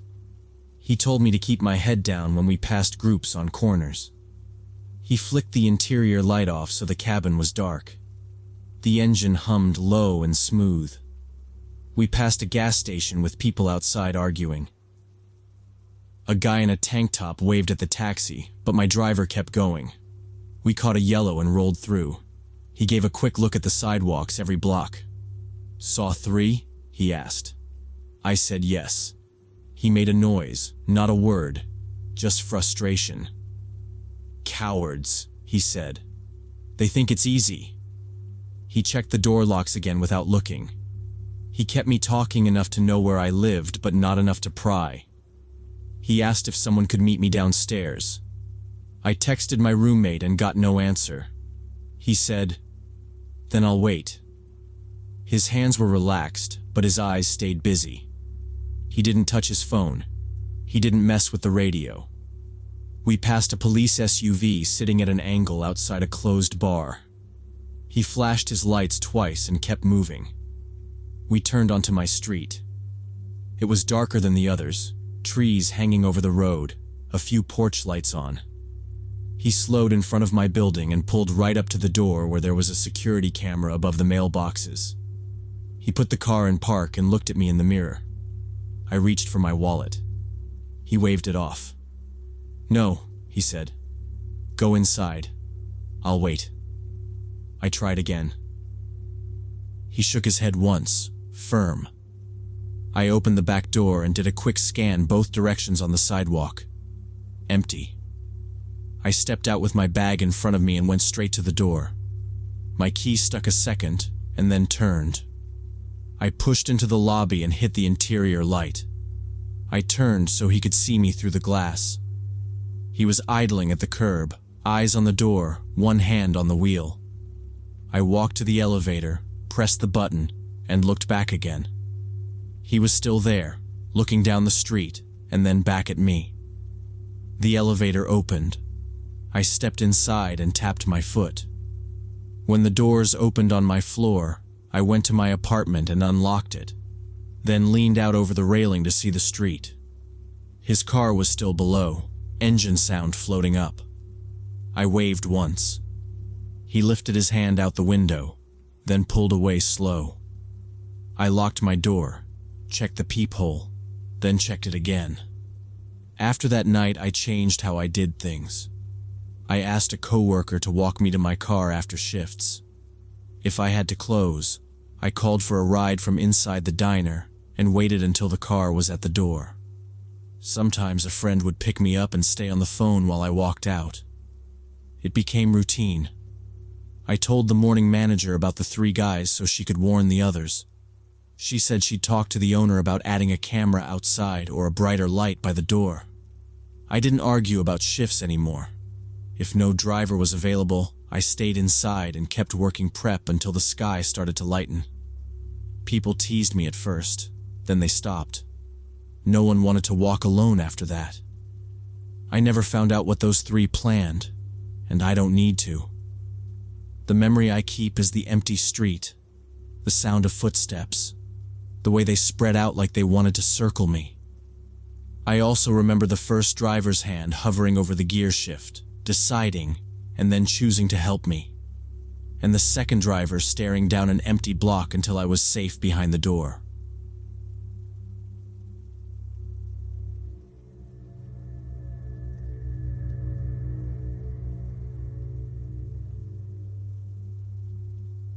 Growing up in rural Iowa, I was about 10 years old and in 4th grade when this happened. Because of frequent illnesses, I looked younger than my age and was noticeably smaller than my classmates. Our family lived in a farming area about 5 miles from school, and the school bus dropped me off each day at a stop near Johnson's grocery store. From there, I had to walk 3 blocks home along a quiet residential street. One October day after getting off the bus, I noticed a blue sedan that was moving slowly behind me as I started my walk. It was far enough back that I could pretend it was nothing, but it kept my pace in a way that felt deliberate. I told myself the driver was looking for an address. The leaves along the curb made a dry scraping sound as the car idled forward. I kept my eyes on the sidewalk and the chipped curbstones and tried to ignore it. I held my backpack straps and kept a steady pace. The air smelled like dry leaves and diesel from the bus. Johnson's had a wooden sign that squeaked when the wind hit it. I counted mailboxes as I walked. The same cracked sidewalk with weeds pushing through. I passed Mrs. Miller's yard with the rusted bird bath and the plastic pumpkins on her steps. The blue car stayed behind. Not close, just there. I looked over my shoulder once. The driver's face was not clear through the windshield glare. I saw a shape, a hat maybe. The car rolled, then paused, then rolled again. No horn, no words, only the soft sound of tires against grit. I looked forward and kept walking. My house had a white porch and black railings. I could see our mailbox from the corner. I did not run. I did not want to look scared. When I reached the gate, the car continued past and turned at the end of the block. I went inside and set my backpack by the door. My mom was boiling potatoes. The kitchen window looked out to the street. I washed my hands. I did not say anything. I thought maybe I imagined the slow follow. Maybe the car was just old and the driver careful. The next morning I had a low cough. I took my small bottle of syrup and left with my jacket zipped up to my chin. School felt normal. Math, reading, a film on farm safety that buzzed on the old TV cart. At the final bell, the bus rattled along the gravel and dropped us by Johnson's like always. I stepped down, the big steps that felt too high for my legs, and the smell of apples from the store hit me. The same blue sedan was on the far side of the lot. It pulled out after the bus left. Again, it kept the same slow distance, like someone inching in a line that never moves. I tested my speed. I walked a little faster. The car matched. I slowed to tie my shoe. The car crept and waited, angled near the curb, engine steady. I felt my heartbeat in my ears, but I kept moving. The 3 blocks felt longer than usual. Every house had something to fix. A hanging gutter. A loose fence board. I named the problems as I passed them to keep my mind straight. By the end of the week, it was the same every day. Monday through Friday, The sedan showed up like part of the routine. It waited near the store, then followed at a crawl down the quiet street. It never passed me. It never stopped close. It just tracked me. The sky got darker earlier. The air turned sharper. I started to plan small things. If it got close, I would cut through the alley behind the red garage. If the alley was blocked, I would go straight to Johnson's and stand by the counter. I kept the plan in my head like a map. At school, I started to watch the clock more. I packed my things fast so I could be first off the bus and ahead of others. I thought if I had other kids around me, it would feel safer. But by the second block, it was always quiet again. Only the car and me. I tried to look casual. I did not want the driver to think I saw him. I did not want him to think I was a challenge. I kept my eyes forward and my hands on the straps. I counted cracks in the sidewalk. I did not tell my parents that week. My mom worried when I coughed hard, and my dad came home late from the field. It felt like something I could handle if I stayed alert and stuck to the route. I also did not want to be told to stay home. Missing school meant catching up later, which was always hard for me. So I kept my routine and watched the mirrors on parked trucks for the blue car's reflection. One day the bus arrived a few minutes early. The driver said nothing about it. He just nodded and opened the door. I stepped down to the lot with only 2 kids behind me. The store lights were not on yet. The sky was pale and thin. I walked faster because the wind cut through my sleeves. My house would still be locked at this hour, but the spare key was in the chipped frog planter near the steps. I felt better knowing that. I crossed the first block without seeing the car. I thought maybe I had been wrong all week. Maybe it was a coincidence. I turned the corner to our street, saw the white porch, and slowed down. I glanced toward the curb across from our house and saw the blue sedan parked under the elm tree. It sat close to the gutter, straight, like someone who knew they might be there a while.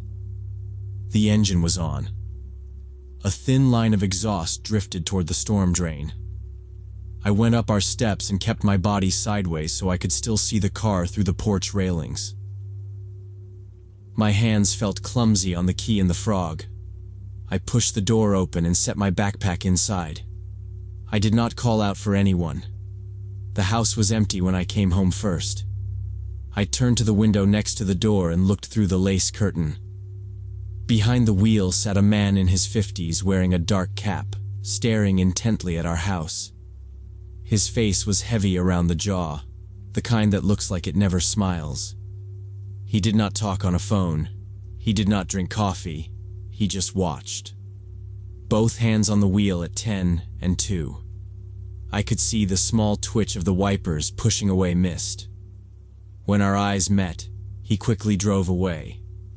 I told my parents about the car, but my older brother Tim immediately claimed I was making it up to get attention. I did have a habit of fantasizing at that time, so Dad was initially skeptical of my story. However, Mom believed me, and the next morning drove me to the bus stop herself. The blue sedan was indeed there, parked at the gas station across the road with the engine running. Mom got a clear look at the driver, an unkempt man with long, unwashed hair who was obviously watching the children waiting for the bus. When the bus came and took me away, Mom tried to see the license plates, but they were intentionally covered with mud. On the ride, I watched the lot fall back and felt the bus shake as we hit the potholes by the feed store. I kept my backpack on my lap. I went to class and did my work. At home that evening, my dad said maybe it was a contractor looking for work. He said maybe it was nothing. Mom did not argue. She wrote the time on a piece of paper and taped it by the phone. She checked the porch light and the back door. She told me to keep my key in my pocket and not in the frog planter anymore. The next morning, she drove me again. Frost was on the grass by the ditch. She parked near Johnson's and kept the engine running. The blue sedan sat at the gas station like before, idling by the air pump. The man in the dark cap watched the kids by the sign. He just watched. Mom told me to wait in the car until the bus door opened. When it pulled in, loud and big, she said, "Go." I climbed the steps and looked out the rear window. She eased closer to the sedan to check the plates, but mud covered them. My worried mother immediately called the school and local police. By the time I arrived at school, I was already being called to the principal's office. It turned out the same man in the blue sedan had been spotted in the school parking lot, watching children during recess. The principal asked me simple questions. What color? How close? What time? They told me to stay with my class at all times. Recess was quiet. Teachers walked the edges with radios. I looked toward the lot. A car moved behind the dumpsters and then stopped out of sight. When the bell rang, we went back to math. After school, I rode the bus home as usual, but a police patrol was already waiting at my stop. The blue sedan sat near the curb by Johnson's, angled out. When the driver saw the police, he quickly turned around and sped toward the highway at high speed. The officers ran to their car and pulled out. I watched through the bus window as the chase went past the feed store and the water tower. The sedan cut left onto a farm road. Dust rose behind it. The cruiser followed but lost a second when a tractor eased from a lane and blocked the turn. The sedan took a quick right by a stand of trees and vanished toward the back roads he apparently knew well. After that, we could not see them anymore. Parents gathered near the lot, and the officers who stayed took statements. One deputy came to our house and asked to see where I walked. He told us to call if anything appeared again. That night, a cruiser rolled down our street twice. I never saw the blue sedan or its driver again. Police conducted an investigation for several weeks, but the man was never caught. It turned out that neighboring counties had also received reports of a suspicious man watching children near schools, but there was no evidence of specific crimes. The officer called once a week at first, then every other week. Mom kept a notebook by the phone with dates and times.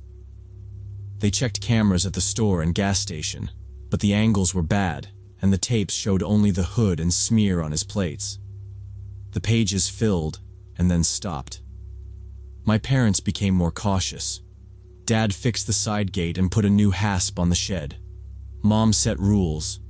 If the bus was late, I would wait inside Johnson's and ask the clerk to call home. I would walk with other kids when I could. I would not wear headphones. I would change my route if a car shadowed me more than a block. I learned the usual cars on our street and noticed when one did not belong. If something seemed off, I went to a door with people behind it and asked for help. Years passed, and we moved to a different house when I was older, but the habit stayed. When I learned to drive, I counted the same car through 3 turns. If it matched me, I would pull into a grocery lot and stop near the door. My brother called me careful and rolled his eyes. I let him. Now as a mother, I've passed this vigilance onto my own children, though sometimes I regret that they can't enjoy the same carefree childhood I had before that incident.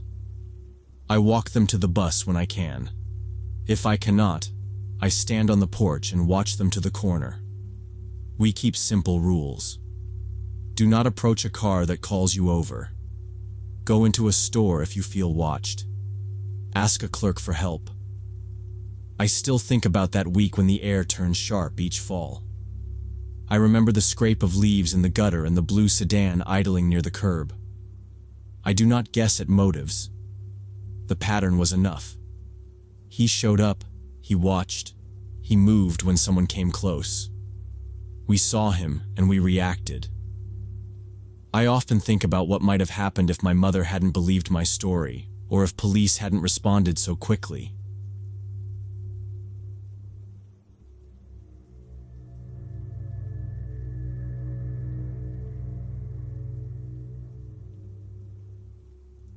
Three years ago, I was on my annual solo hiking trip through the Appalachian forests, something I do every year to escape Chicago's urban chaos and remember my rural Wisconsin childhood. On the third day, the trail got thin and scratchy. It was quiet in that heavy way the woods get when the wind dies. I had no signal, only a paper map and a steel bottle in my pack. The dirt was damp from last night's rain, and my boots left clean prints. I had started before sunrise and hadn't seen another hiker all morning by myself.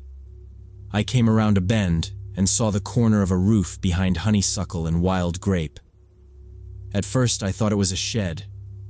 When I pushed through the vines, the shape opened into an old wooden house, half hidden by overgrown bushes and vines.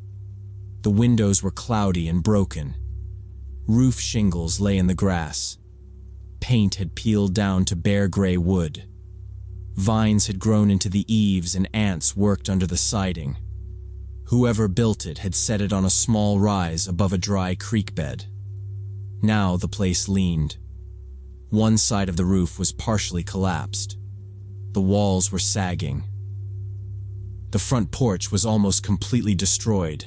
Just a few boards with nail heads rusted to orange. The air smelled like wet wood. I stood there and listened. No road noise, no voices.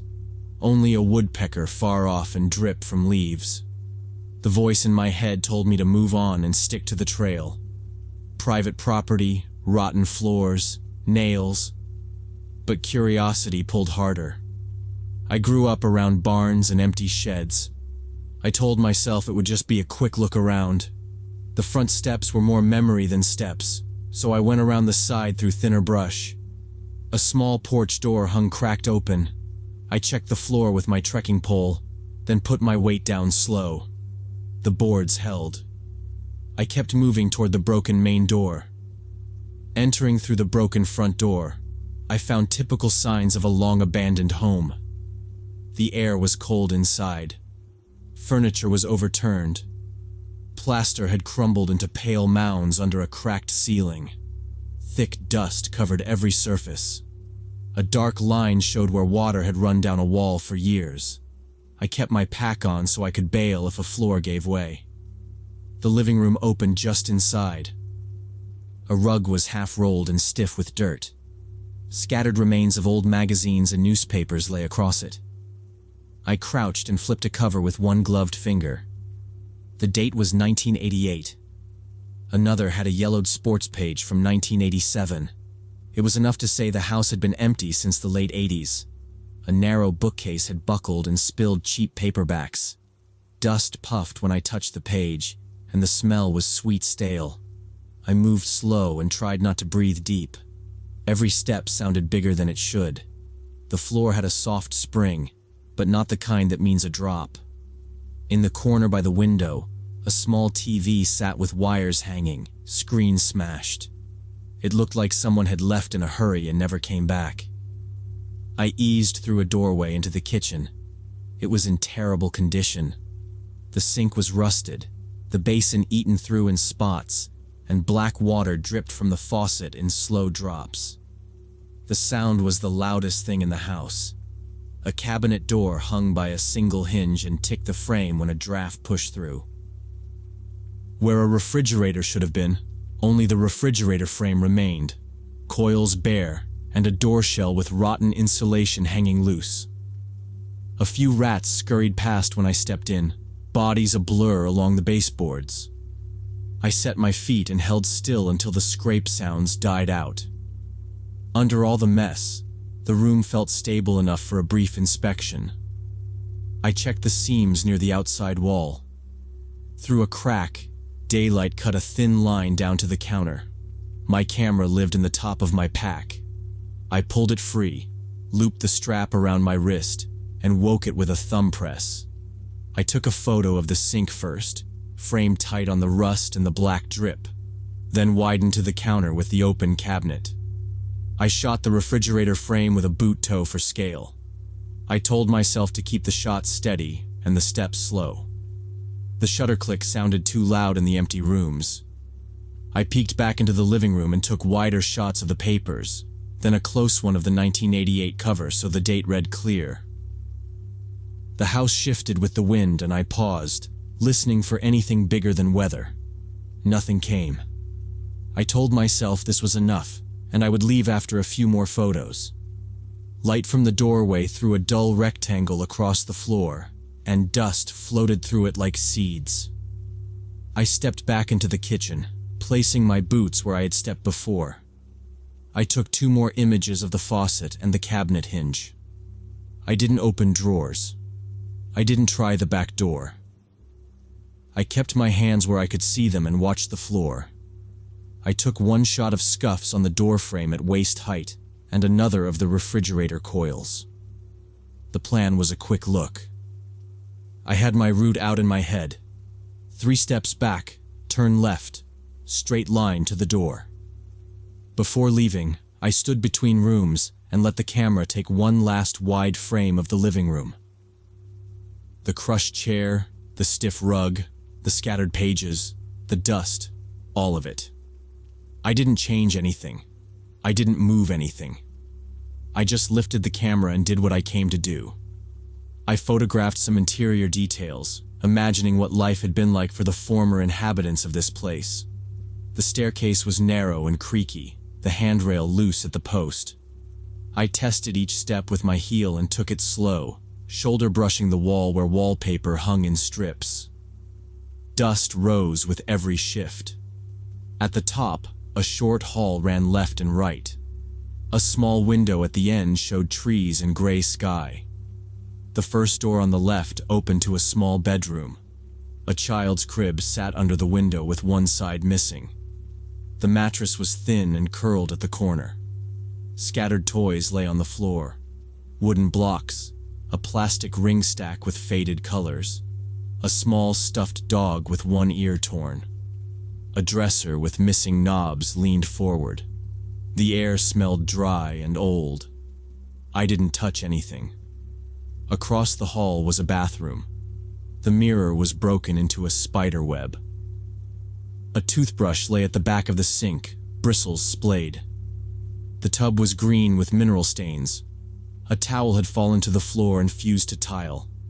A ceiling vent clicked with a slow draft, metal tapping metal. I kept moving. At the far end was a larger room with a double bed and a carved headboard. The headboard had flowers and a name scratched faint in the center. The mattress had fallen sideways, half off the frame. A nightstand sat at an angle with a lamp missing its shade. A closet door stood open and empty. My steps made the floor complain in long groans. I circled the bed to check where the mattress had slid. Under the bed frame, in the shadow, lay what I first thought was a broken mannequin. Then my eyes sorted the shapes. A rib cage curved white and dull. A skull lay turned to the side. The clothes were there in tatters, fabric collapsed into itself. Dust clung to everything. I didn't move. I didn't breathe hard. Next to the bones sat a purse. The zipper was open and the inner pocket had a clear window. Inside it, a driver's license showed through, warped but readable. The photo was of a woman, dark hair, straight look at the camera. The name was Margaret Smith. The date said she would have been gone more than 20 years. A ring lay in the dust near the purse. It was a simple band, dulled to a soft color. I backed away without touching the frame or the purse. My hand found my pack strap and held it. I looked around for any other sign. No tape, no bags, no signs someone else had found this. The room was silent, only small ticks in the wall. The house felt tighter. I left the door open and returned down the stairs the way I came up, slower now, putting my feet in the same exact spots. Each step sounded like it would be the one to give, but the wood held. In the living room, I didn't take more photos. I walked straight to the broken front door, stepped to the porch, and then out into the brush. Outside, air felt warmer. I moved away from the house and back toward where I had come through. When I reached open ground near the dry creek bed, I pulled out my GPS and held it up to clear sky. The screen grabbed satellites and I saved a waypoint. I typed a short note. Old house. Remains. Upstairs. Then I started for the trail. The nearest town on my map was 8 miles west. I set a pace I could keep. The trail was narrow and sometimes lost under ferns. I cut around blowdowns and kept the creek noise to my left. I checked the GPS every 20 minutes to make sure my line was right. I drank little and didn't stop to eat. I cleared the tree line near late afternoon and hit a gravel road. The road ran to a state highway where a gas station and a bait shop sat across from a diner. I headed for the gas station because it had people and a phone sign on the window. Inside, a ceiling fan clicked over coolers. A man at the counter looked up. "I need the sheriff," I said. "There's a house in the woods. There are human remains." He picked up a phone and made the call. He passed it to me. I gave the details. My name, where I was, the waypoint, the direction from the old fire road. The dispatcher told me to wait there. "Do not go back," she said. "A deputy is on the way."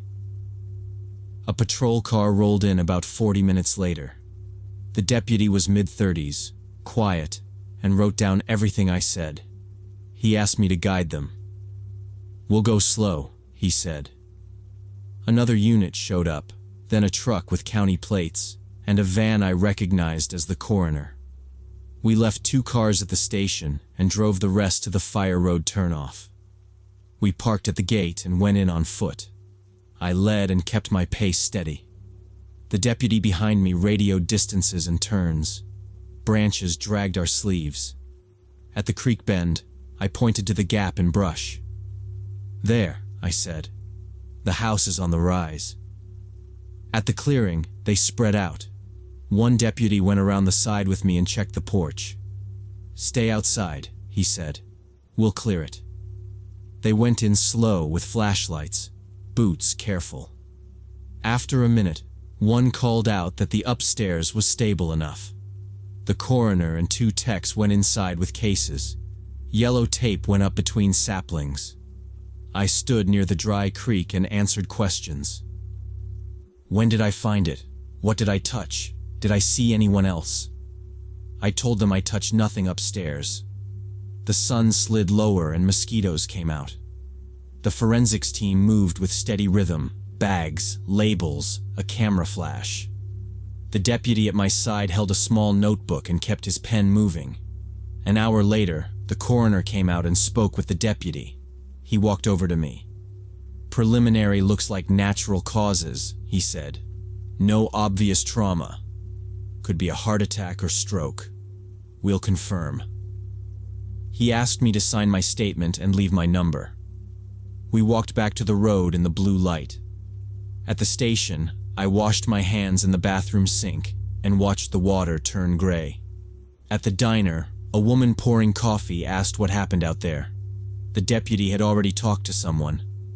By the time my cup filled, the cook said, "Margaret Smith? Folks been saying her name here for years." According to local residents who came in after shift change, Margaret Smith had gone missing 23 years ago. They had searched the woods for weeks back then. She had lived alone in that house after her husband's death. No one knew she had died in her bedroom. The property had fallen quiet, tucked back, and people stopped going that way. I finished the hike earlier than planned. I signed out at the ranger station and told them I was done. On the trail back to my car, every rustle in the bushes made me stop and look. A snapping twig sounded close, and I turned and waited until the woods went still again. I stayed on the main path and moved steady. At camp, I packed fast and double-checked my trash. I left the site clean and headed for the lot. It was late afternoon when I reached my car. I sat with the door open, feet on gravel, and checked the GPS waypoints again. The one I had saved was bright on the screen like a pin in a map. Logically, I knew the house was an exception. It didn't help. I kept seeing the bones in the purse window. I stopped cutting cross-country and stuck to marked signs. When a trail split, I chose the one with footprints and fresh boot treads. Back in Chicago, I replaced my map case with a newer one and added a rule to my packing list. No exploring structures. On later trips, when I came to old foundations or a roof line through trees, I kept walking. I took breaks near water pumps, trailheads, and shelters with posted notices. I slept lighter and put my food up faster. Sometimes I think about the distance between the house and the road. It wasn't far. It was just hidden. My reflection is short. People vanish at the edge of common places, not at the center. That's all I keep. I leave the rest alone.